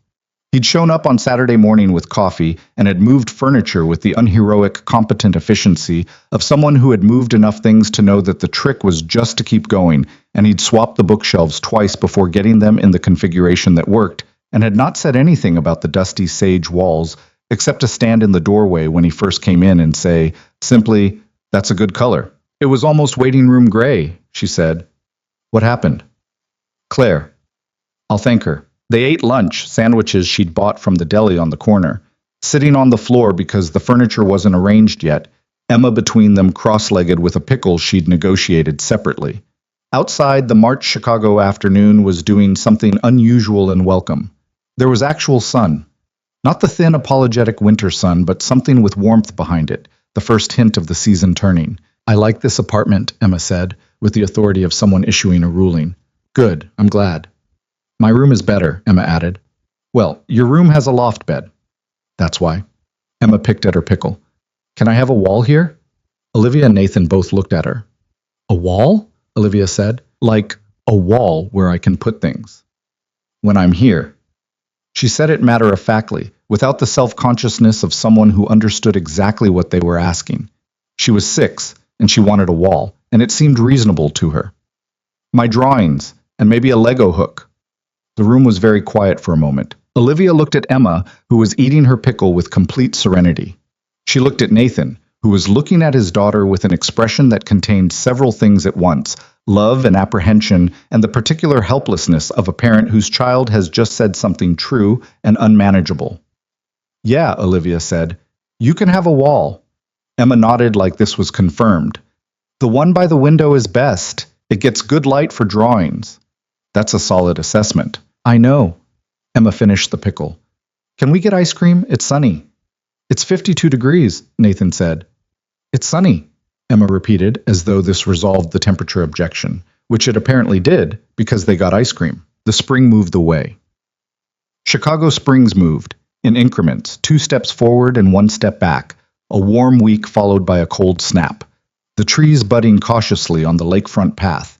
The city collectively deciding at some point in April that it was done with coats and wearing lighter things, regardless of the actual temperature. Olivia's life in the spring looked, from the outside, like a life in progress. A good one, with problems and complications and the ordinary friction of things that were real. Her Thursday meetings with Nathan had evolved into something less formally defined. They still had them, still worked through strategy and analysis with the sharp, comfortable shorthand they'd developed. But the hour had expanded and contracted based on what they needed, and the agenda had become flexible enough that it sometimes included things like Emma's school sent a note about the catapult. "I need a second opinion on how to respond, and I've been thinking about the Q3 approach differently. Can I try something on you?" Margaret Chen called in April to let her know that the settlement document had been entered into public record, and that 2 financial industry publications had run brief items on it. The items were factual and relatively small: a civil settlement, an acknowledged liability, a name that had been previously unknown to those publications, but was now connected to a board-level role at Coal Capital. Not a scandal, not a sensation, just a fact, in the record, permanent. Her phone had notifications for 2 days. Most of them she didn't answer. Some of them she did. A woman who'd been at her firm when it happened, who'd seen the original photographs and had always wondered and now said so. A former college classmate. One person she didn't recognize who said simply, "I went through something similar, and I just wanted to tell you that you're brave," which was the kind of message that required sitting with. She was not sure she was brave. She thought bravery was perhaps the wrong category. Bravery implied she hadn't been afraid, and she'd been afraid continuously, in varying intensities, for most of this process. What she'd been was unwilling to let the fear continue to make her decisions for her. That was different from brave, she thought. That was just tired of the alternative. Her mother called. I read the article, her mother said. I know. Olivia, a long pause, the kind her mother took when she was navigating something that didn't have easy language. I want to say, I should have been... She stopped. I didn't fight for you. When it happened. No, Olivia said. You didn't. I'm sorry. Her mother's voice was rough. I know that's not enough. I've known that for 8 years, and I didn't know how to come back from it. She thought about what she wanted to say. She thought about Emma's face in the auditorium, the flash of pure delight. She thought about the dusty sage walls and the art, and the second bedroom with the wall by the window. She thought about what it cost to stay angry at someone who was trying, however badly and belatedly, to find their way back. She thought about what it cost not to. I know, she said. I know you're sorry. I'm working on what that means for us. I don't have a clean answer yet. I'm not asking for clean, her mother said quickly, like she'd been afraid of exactly that response and was relieved to hear it was honest rather than final. I'm just asking if there's a door. Olivia looked at the sage green wall across from where she was sitting, at the blue abstract print she'd bought because she stood in front of it too long. There's a door, she said. She meant it. It was a Sunday in late May when everything felt, not resolved exactly, but present in a way she'd stopped fighting. The particular May in Chicago, where the city remembered how to be warm and the lakefront path had people on it, and the trees were fully committed to their leaves, and the light in the mornings came through her kitchen window, like something that had been waiting to be let in. She was making coffee, an actual coffee this time. She'd started drinking it in the spring, another small revision to the person she'd been, when her phone showed a text from Emma. Can you come over? I finished the new thing. It's important. She texted back, give me an hour. She took her time getting ready, which was something she'd started allowing herself, not because she was going somewhere significant, but because the ordinary morning deserved attention too. She put on jeans and a light jacket in a color that was neither beige nor brown. She wore her hair down. She put on the friendship bracelet, which was slightly fraying now after 5 months and which she had no intention of replacing with anything, and she looked at herself in the bathroom mirror for the usual moment, 30 years old. Tired in the way she'd probably always be a little tired, because some things left marks that didn't fully fade. Her hair had grown out enough to do something with, though mostly she didn't do much with it. The glasses were different. She'd gotten new ones in March, smaller frames, which Janet from the 14th floor had noticed immediately and said made her look like herself, which Olivia had found she didn't know how to argue with. She looked like herself. That was still new enough to sit with every morning. The Cole apartment was doing what it did on Sunday mornings, which was to say it was warm and slightly chaotic and smelled like coffee and the specific wax of a certain brand of crayons Emma favored. Emma met her at the door with the focused energy of someone who had been waiting and was done waiting. Come here, Emma said, taking her hand, and led her to the living room. On the coffee table, carefully constructed from materials that included cardboard, balsa wood, rubber bands, a small battery-powered motor that appeared to have come from a toy, and what looked like the mechanism from a wind-up music box, was a device of indeterminate purpose and considerable ambition. What is it? Olivia said. It's a machine that does something, Emma said. What does it do? Emma looked at it, then at Olivia. That part I'm still figuring out, but the structure works. Watch. She turned a small handle on the side and the machine made a sequence of mechanical sounds. Gears turned, the motor hummed, and a small flag on top raised itself 3 inches and then lowered. Olivia watched the flag go up and come down. Emma, she said. I know it doesn't do much yet, Emma said, with the pragmatism of someone who has made peace with an incomplete project. But the moving parts all work together, that's the hard part. The doing something part I'll figure out after. Olivia looked at the machine. She thought about the truth of that, the moving parts working together being the hard part, the figuring out what it's for part coming after. That's actually exactly right, she said. Nathan was in the kitchen doorway, coffee in hand, watching them both. He had the Sunday quality about him, the slight looseness of a man in his own home with nowhere to be, the tiredness around his eyes that wasn't distress, but just the ordinary accumulation of a week lived fully. What do you think? He asked. I think the moving parts are excellent, she said, and I think she'll figure out the doing something part. He smiled, and she smiled, and Emma was already explaining the gear mechanism to a level of detail that required full attention. Later, after Emma had gone to a birthday party for a classmate, and they had the apartment quiet in the particular way it got when Emma's specific energy vacated it, Olivia sat on the couch with her coffee, and Nathan sat beside her, close enough that their shoulders touched. And the May Sunday light came through the big windows and lay across the floor in long, warm rectangles. I've been thinking about something, Nathan said. Emma wants to know if you'd come to her end-of-year school thing in June. Tell her yes. I was also going to ask. He stopped. Actually, Emma has already asked, and she asked me to relay it, so technically, this is her question. Olivia turned to look at him. What's Emma's question? He looked at her, and there was something in his face that was both the ordinary and the significant, the two coexisting in the way they did when something real was happening. She wants to know if you'd spend the summer with us, he said. She used the phrase official summer person. I'm not entirely sure what the full legal parameters of that designation are, but she's been developing the concept for several weeks. Official summer person, Olivia repeated. She's done a presentation. I've seen the rough draft. There are bullet points. Emma made bullet points. She said she learned it from watching you in board meetings. He paused.